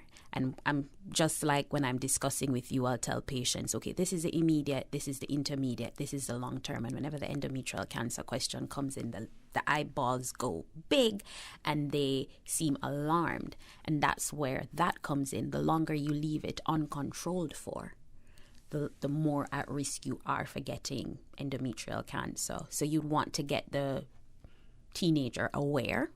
It will still be a lifestyle change. So you will know as a teenager you can't eat all the candy or drink all the soda or, have all the goody stuff or the treat stuff that your friends will be having, because it will have a different effect on you. And if you get it informed to that teen early, it will help them have better control, maybe better able to reproduce when the time comes, and also less likely for them to get metabolic syndrome, less likely for them to become a diabetic and have other metabolic issues later down. So yes, I prefer when they're informed earlier for that reason. Okay. Now, you mentioned one of the long-term effects would be endometrial cancer. But what about if you have cancer already, breast cancer, for example, or other cancers? Could that also lead to developing PCOS if it was before unnoticed or untreated? Oh, no, man. Cancers wouldn't lead to you getting the polycystic ovaries. It's usually the other way around. The polycystic ovaries leads to the cancerous things. And in terms, if I backtrack and explain the pathology, because that's usually what the patients be like, why am I not see my period? So for you to see a period, you have to ovulate. Right. So that's where the ovaries come in. Every month, what's supposed to happen is every month you release an egg. The lining of your uterus prepares for that egg to be fertilized and implants. If that doesn't happen, the lining that's in preparation sheds and you see your period. So that's normal. When you have polycystic ovaries, all of that goes out the window. So instead of you releasing an egg every month from your ovary, you kind of have one that's there that's kind of like lazy. It says, I'm not doing what I'm supposed to do, I'm not going to mature. And it sits there. And then the next month, egg comes along. So I kind of say it's kind of like a conveyor belt and one thing is stopped. So everything is backing up behind it. So that string of pearls is all the backed up little eggs that did not mature. Eventually, one matures. So that's why I said you'll go 3, 4, 6 months without a period. But when that period does come at that 6 month, remember the lining of that womb that is preparing, it's been doing that for 6 months. It's been doing it for 3 months. So when your period does come, the common thing that the patients will agree with me is like, when your period comes, it's almost like it's bleeding for the months you didn't see. And they're like, yes, it's and very heavy the pain as and well. crampy.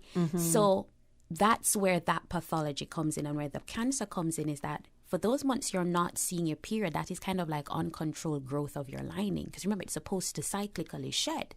So if it's not cyclically shedding, it's pretty much there, marching to the beat of its own drum, just growing, growing, growing.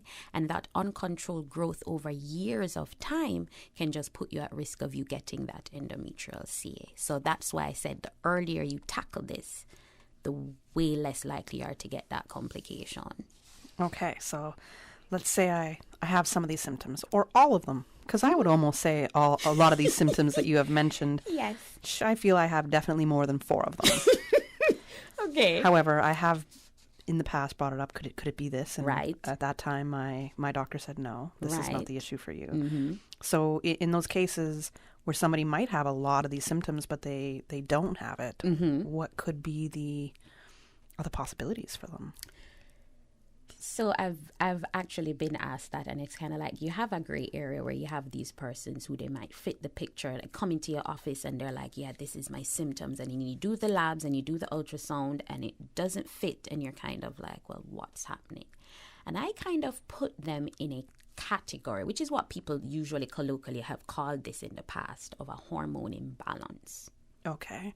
So the same ovary that's producing your eggs, it's responsible for hormones, your estrogens, your progesterones, and then you have this whole, your body balancing them off, so you'd have them, affecting other organ systems. Your estrogens are responsible for your fat.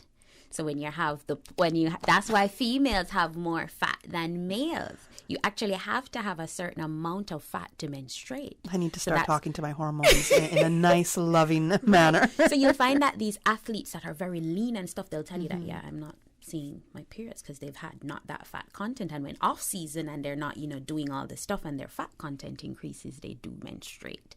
So that's part of it. So it could be it's an element of a hormone imbalance, and you tackle what the issues are. So sometimes you'll have the persons really just having the dermatologic stuff, and you'll tackle that, or you'd have them having just the metabolic stuff, which is the big one, what we call the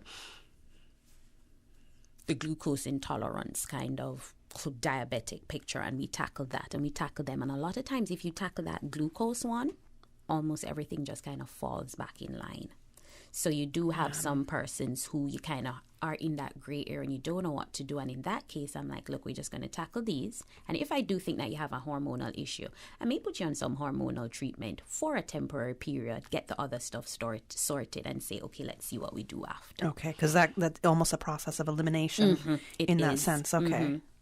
All right. So now that question was in regards to people who might have all the symptoms, but they're not actually diagnosed with PCOS. So how is it diagnosed? I know you mentioned, if you have some of the signs, but again, it doesn't mean you necessarily have it if you have some of those symptoms. So all the times in medicine, they say you start with a history examination and investigation. So the first you come in, you have a discussion with your doctor. That's why it's important. You have a concern, you come in, you be like, this is my concern. We ask you questions, and a lot of time you be like, why are they asking all these weird questions?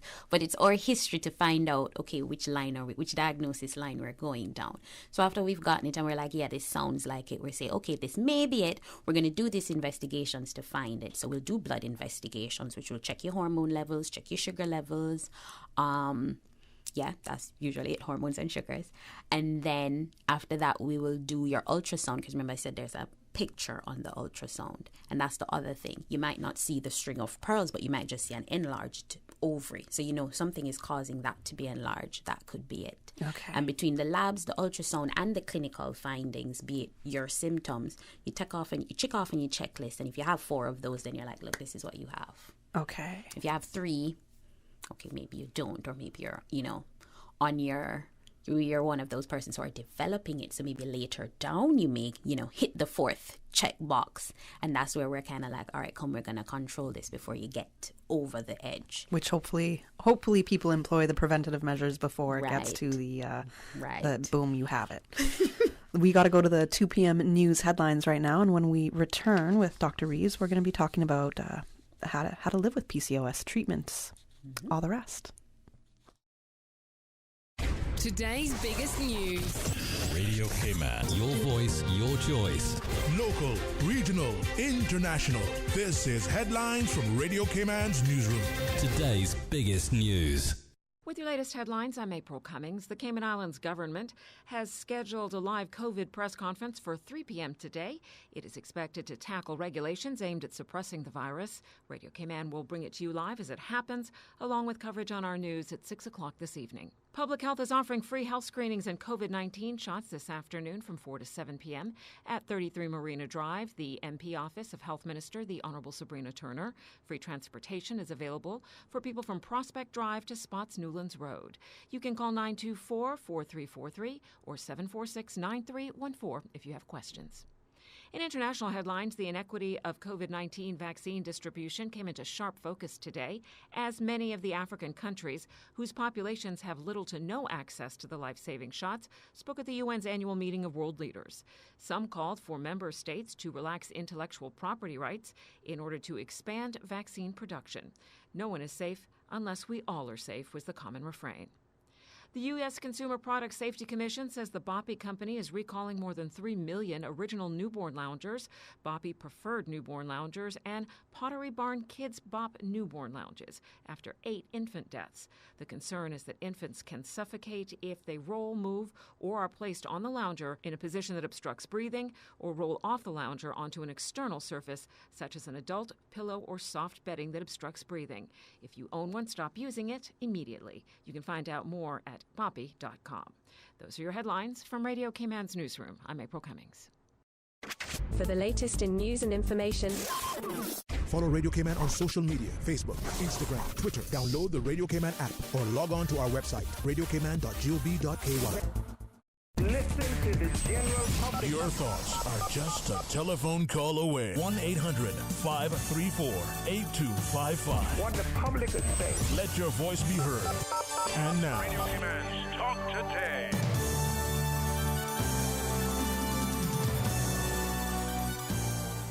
Good afternoon. Welcome back to Talk Today. I'm Kathy Miller, and I'm in studio this afternoon with Dr. Rhonda Reeves from HSA. She's an OBGYN, and she's discussing with us polycystic ovary syndrome.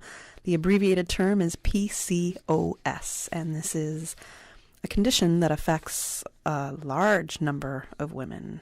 I can't give you some stats on that, but I personally know people that it does affect. I'm happy to say that it does not affect me because there's a lot of issues that could arise from it. But it's not a pleasant experience or condition to have whatsoever. So you might know women that have PCOS and they're having a lot of trouble managing the condition, really, and getting certain symptoms and not being able to deal with them properly. So, Dr. Reeves, before we went to the break, I said, okay, we're going to talk about prevention. How can we prevent ourselves from getting it when it's lifestyle induced? And what are some of the treatment options? How do people live with having PCOS? Right. So first, prevention, it's always, I know it sounds like all doctors say the same thing, lifestyle, diet and exercise, but it really is. There must be a reason why you're saying the same thing. Right. So I normally tell persons easily what is the correlating factor with the polycystic ovaries is your sugars. Notice I kept saying diabetes. It's like what you'd call a glucose intolerance. So I always say, if it's sweet, stay away from it, limit the amounts. Drink more water than juice.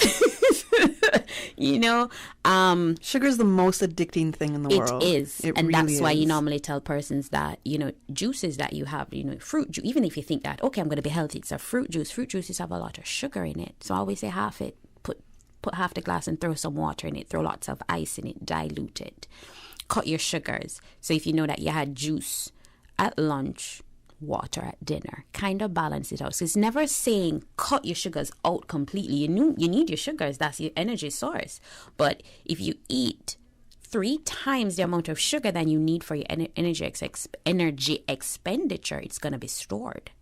And when you are at risk of having polycystic ovaries and you have this excess estrogen is going to, hoard that as fat in that abdominal area, which I was telling you about. So the trick is, don't ingest too much sugars, and whatever you ingest, burn it off.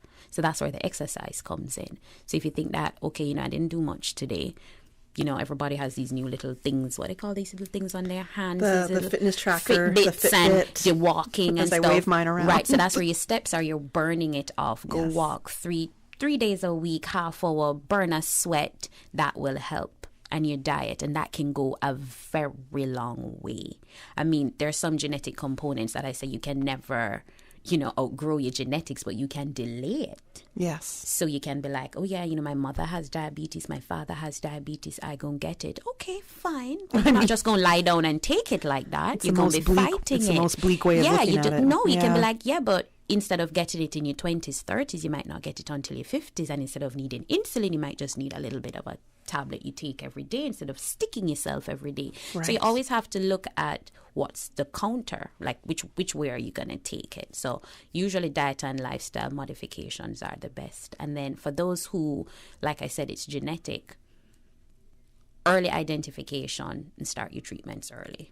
What are treatments? So treatments always are still going to start with the lifestyle modification. So we're going to still go through the, do your exercise, cut your sugars, that.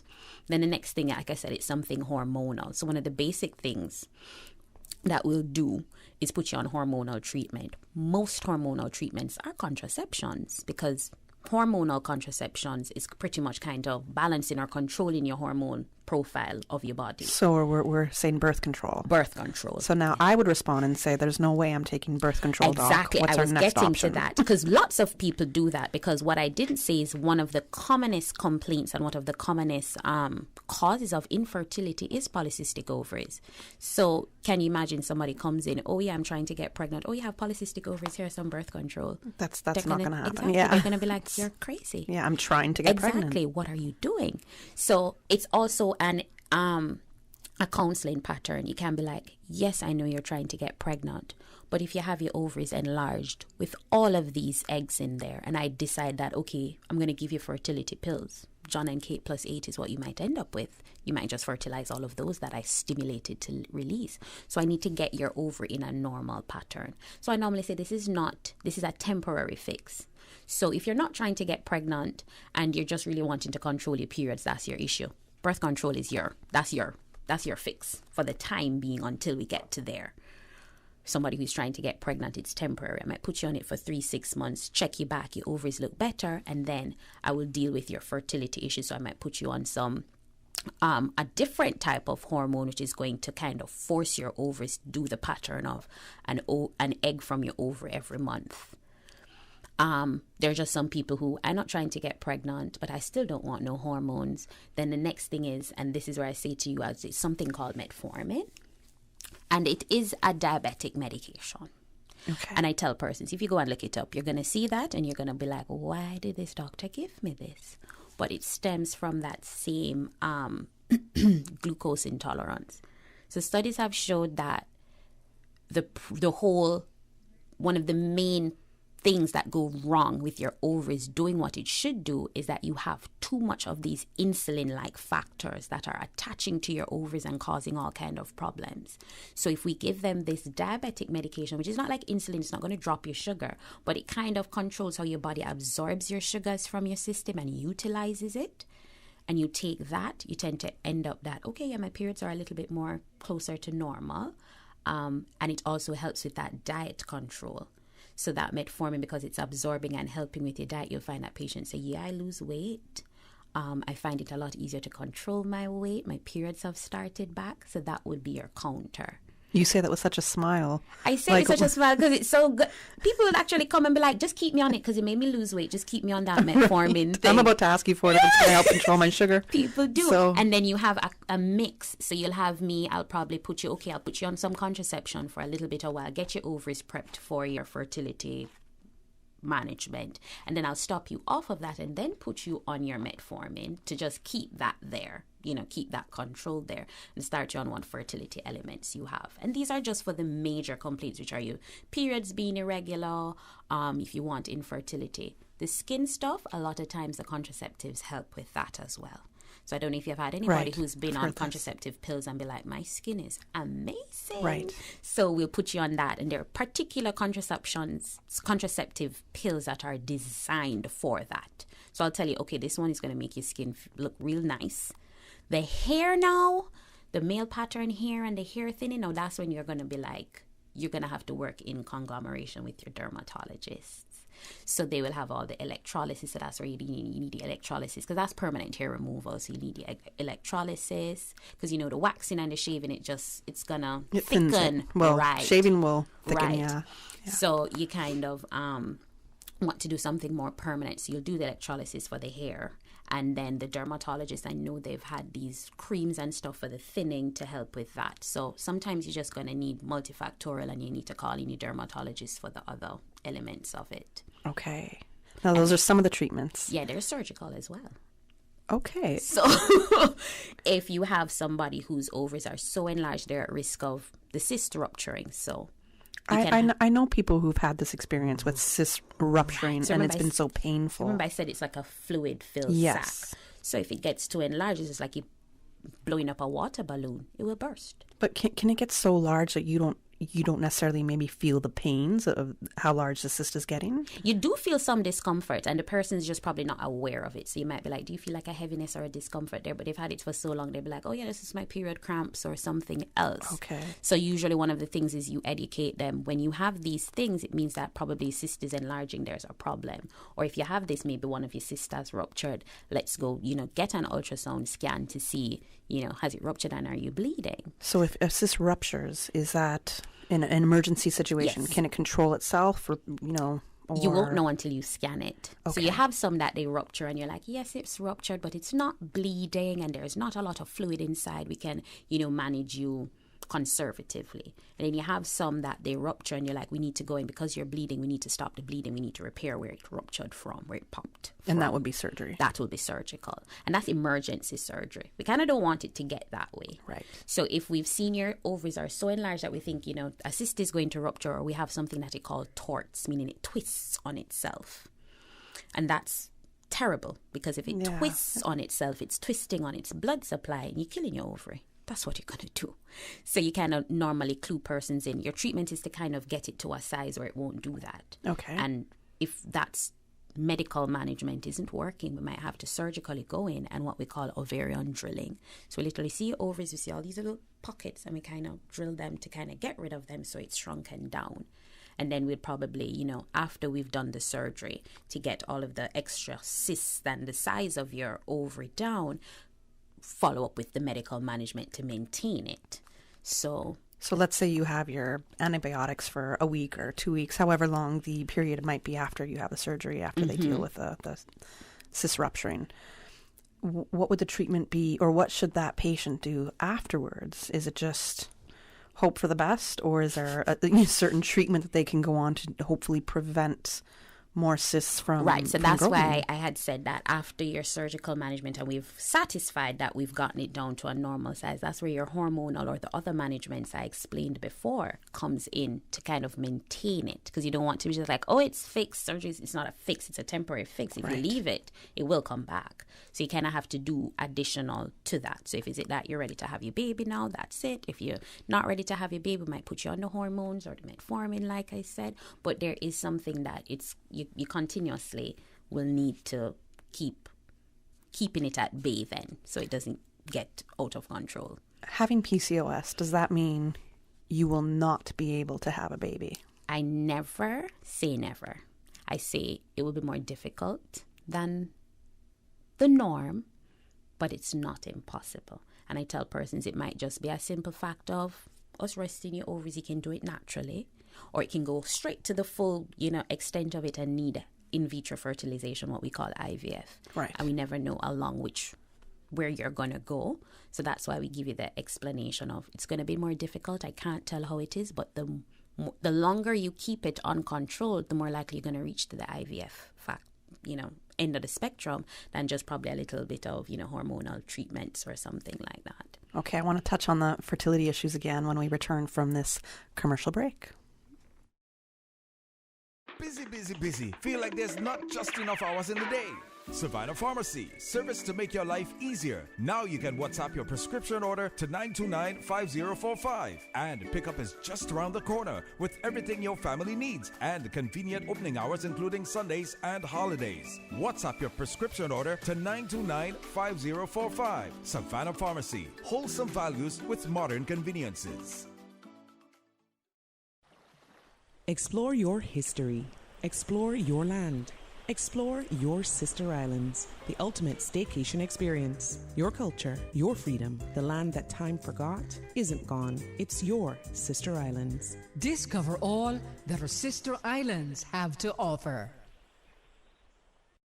The Cayman Islands Chamber of Commerce Pension Plan. We're here for you.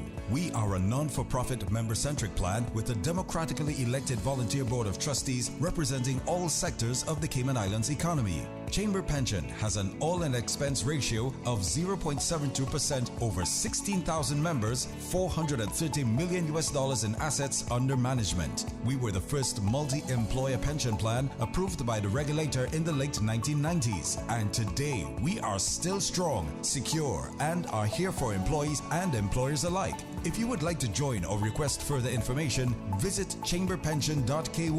And for information as it happens, follow us on Facebook, LinkedIn, or Instagram. Email admin@pensions.ky or call 745-7630. The Cayman Islands Chamber of Commerce Pension Plan. We're here for you. Bro, do you really have to eat 2 sandwiches for lunch? No, but one is for dinner. On Tuesdays at Subway, you can get the 2 subs for any size, plus a fountain drink for the price of 1. Nah, Bobo, that sounds too good to be true. For real though, 2 subs for the price of 1 and a drink? Each and every Tuesday now until September 28th. Buy any Subway sandwich in any size and a 32-ounce fountain drink and get an equal or lesser value sub for free. For every 2 for Tuesday purchase, be entered to win one of 3 LG 50-inch 4K smart TVs, a Grill Pro, or one of 2 retro bikes, plus many more prizes. Subway's 2 for Tuesdays is in partnership with Pepsi and Progressive Distributors. Prize drawing is September 30th. Terms and conditions apply. See in store for details. Good afternoon. Just to remind you, there's going to be a government press briefing which will provide an update on the COVID-19 regulations. That's coming up for you from 3 p.m. this afternoon. Radio Cayman will carry it live. 89.9 Radio Cayman helps you to weather the storm during this hurricane season. One of the most crucial elements of hurricane preparedness is storm awareness. During the season, it is of utmost importance to pay attention to the latest local weather forecasts, as hurricanes do not suddenly form or strike. There are various methods of advanced notification. Utilizing such may be the difference between a favorable outcome and disaster. Both television and radio serve as excellent mediums with up-to-the-minute storm path information in the wake of a hurricane. Another method of tracking a hurricane may be only arm's length away. Your smartphone or tablet can be your most valuable tool before, during, and after a storm, providing countless numbers of apps with crucial hurricane information. Many apps allow you to track storms with moving radar and satellite imagery, plus offer alerts, current conditions, forecasts, advisories, and even video.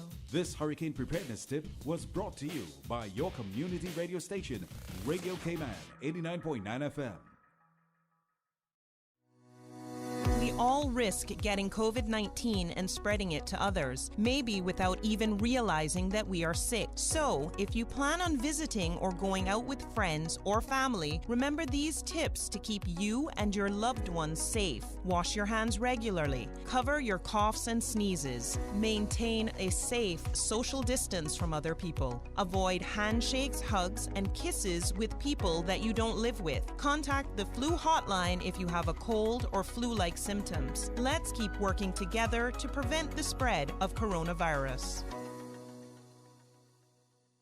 Listen to the general public. Your thoughts are just a telephone call away. 1-800-534-8255. What the public is saying. Let your voice be heard. And now, Radio Cayman's Talk Today.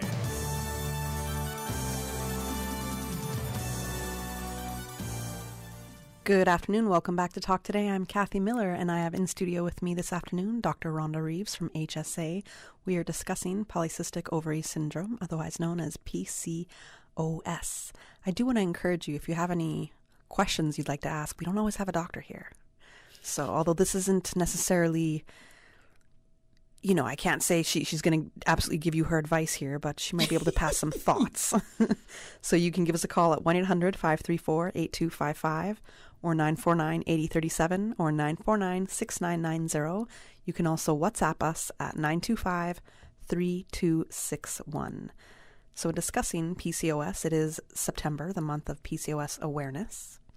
And we're discussing how this affects women and what women have to endure, how to live with PCOS, the treatments. We were discussing the treatment options that are available for PCOS.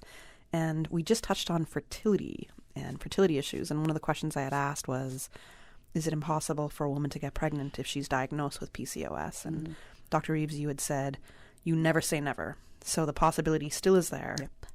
So let's say a woman knows she has PCOS. She's been diagnosed for years, and she's now at a point in her life where she's going to try to get pregnant. Right. So, and I'm going to go in not even that critical time frame of after 35. I'm going to go, let's say, mid-20s to early 30s. She's okay, I'm ready to start my family. What should her steps be? Should she be also consulting specifically with a fertility doctor? Okay, she can start off with her gynecologist because, like I said, there is a spectrum.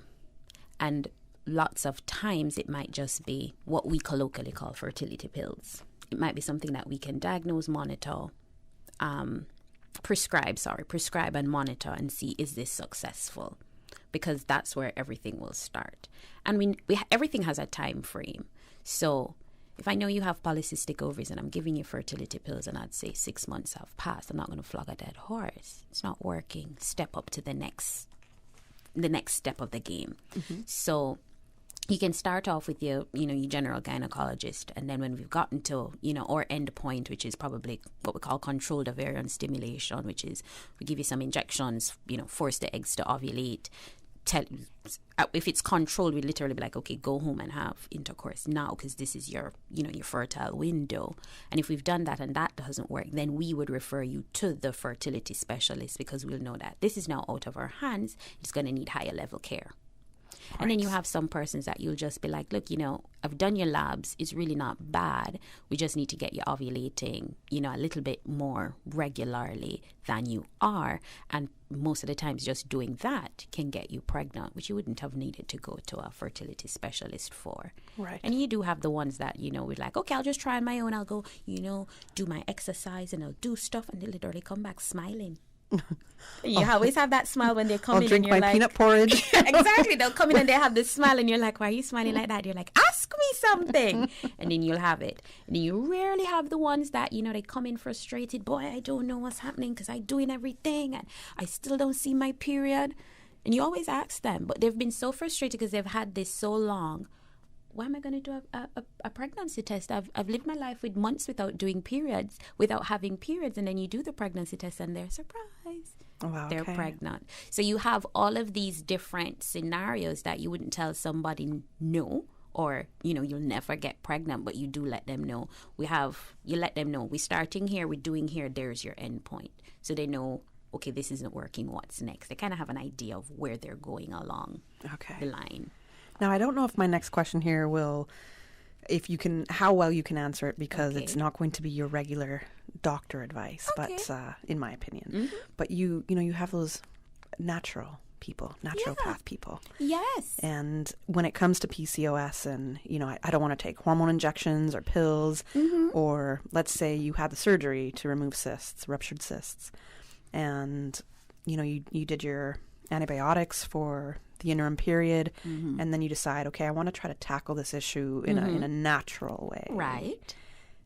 Are people able to do that? And if so, could you recommend? So we actually do have a naturopathic doctor at HSA, and I've literally picked up the phone sometimes and called and be like, you think you could help me out with this? So yeah, we do have those, and we don't want to let somebody figure that, we're going to pump you with hormones and that's your only aspect if that's not what you want. Because when you asked me that, I said, yeah, we have non-hormonal medication that you could try. And for those who would probably want to do it, the good old hard way, I'm going to do my exercise and I'm going to, do whatever. Of course, we can just refer you to the naturopathic doctor who will help you along your way. And I know that they've always had, these African yams that help with your fertility. We've all heard them, and which herb and which this. So I'm writing that down because I have not heard African yams. Yeah, there's something about some yams. I've heard that before. But yeah, she has gone and she has trained and she would know, which yam it is. I don't know. She would probably know which one it is, and that counts you along your way to make sure that you're not only doing it naturally, but you're doing it safely. So you do have that option. Okay. Or you can do them both. Make a mix of the two. Yeah, that's you true. Well, and also, if we're talking about a lot of these illnesses, whether it's PCOS or other illnesses and conditions your body will endure, it comes from lifestyle. So much of it comes from your lifestyle. So whereas you said before that the doctor will always start with the questions and, what's your lifestyle like? How much water do you drink? What are the foods that you eat? Your exercise? And there's a reason for that. There is. And we know that our lifestyle, the foods that we do consume, the exercise that we do or don't have, absolutely impacts our health in so many different ways. And there's so many different things to think about.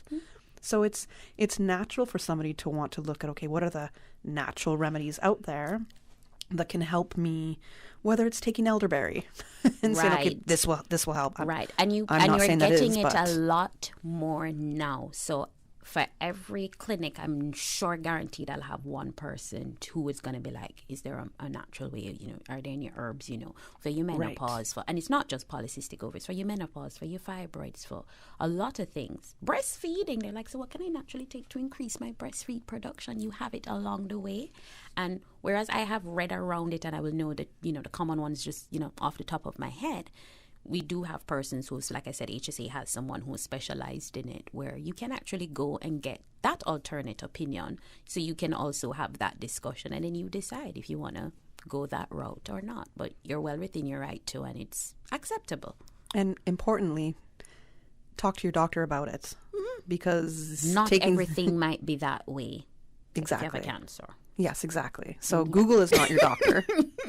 Facebook is not your doctor. Right. We have doctors that we can speak to. Right. That are absolutely trained for this, have studied for years for this. We trust you for a reason. Right. So we should go to speak to our doctors about any illness, any condition, any symptoms that we're not so used to having. We need to go talk to our doctors about it, get the best advice. Right. See how we can go forward with it, whether it's certain specified treatments, or we can go a more natural way. I'm sure that the doctor will give us the best advice. I would like to think so. I do have faith in my colleagues that we do. Yes, we do. Absolutely. We did have a question come in from a listener asking how they can get in touch with you. Okay, I'm at HSA Women's Health Department. You can always call and schedule an appointment. If you've, had any ideas based on what I've said before, and you figure, okay, well, I want to get my ultrasound done before I go to the specialist, because I've said all the things you want to do and you want to jumpstart it. You could actually go to the general practitioner, allay your concerns. They can start the initial investigations, so that when you actually, come by me, it's like jumping in head first. We're already, a step ahead of the game. So you can do either or. So that's Dr. Rhonda Reeves at HSA. Yes, so if you're looking to get in touch with her, you contact HSA, make the appointment at first with your GP. You could make the appointment first with your GP, or if you think that you've already, I definitely know, and you want to go come straight to me, you just go call Women's Health. Okay. Okay, excellent. Good to know that. Is there any final closing thoughts you'd want people to know about PCOS, living with PCOS? My closing thought is, initially it's overwhelming, especially the fertility aspects, because I don't know of any woman who hasn't come in and that be the shocker in the discussion. And I just want them to know that you never say never, which is what they've come and said. I've been told I'll never have a child. And I said, no, it's never say never. Don't be so, downtrodden and, depressed over your diagnosis. There are ways to control it. There are ways to get better. And it's really just persistence and actually, going along with, even though you think it's probably this is so tedious and it's so long and I'm not getting the response I have, it's really just persistence and you will get there eventually. All right. Thank you so much, Dr. Reeves, for joining us. No problem. Thanks for having me. It was a pleasure. It's an interesting topic. So yes, it is. And if you are living there with a woman who might have PCOS, you are a woman with PCOS, just understand that you are not alone in this. There is help that you can get to help alleviate some of the symptoms, the condition that you have. Have some patience. If you're out there and your girlfriend or your wife is suffering with this, have some patience. Give her a little bit more of what she really needs, which hopefully isn't more chocolate, I'm going to say in this case, because we want to bring the sugar down a little bit, right? Not chocolate this time. Thank you for joining us on Talk Today. And while I still have you here, I just want to remind our listening audience that we are enduring a pandemic still with COVID-19, and to remind everybody while we're going through different regulations, we will have an updated COVID-19 regulation press conference happening this afternoon at 3 p.m. Radio Cayman will be carrying this live. But in the meantime, please remember, every establishment has some different rules out there. try to wear your face mask if you're being asked to. Sanitize, wash your hands often for at least 20 seconds. I don't know why I have to remind anybody to do that. That should be a natural thing, but not all of us are as clean as others. Do what you can to protect yourself and protect others, protect the people in the community, and we're all in this together. Stay tuned for the press conference at 3 p.m., and thanks for listening to me today on Talk Today.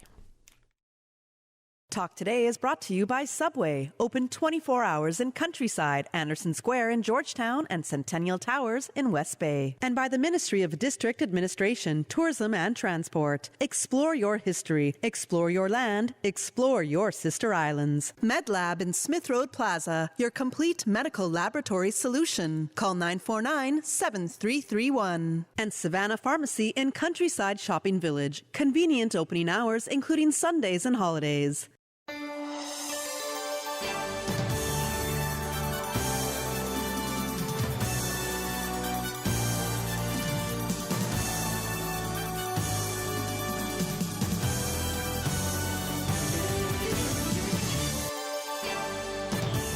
Radio Cayman. The voice. The heart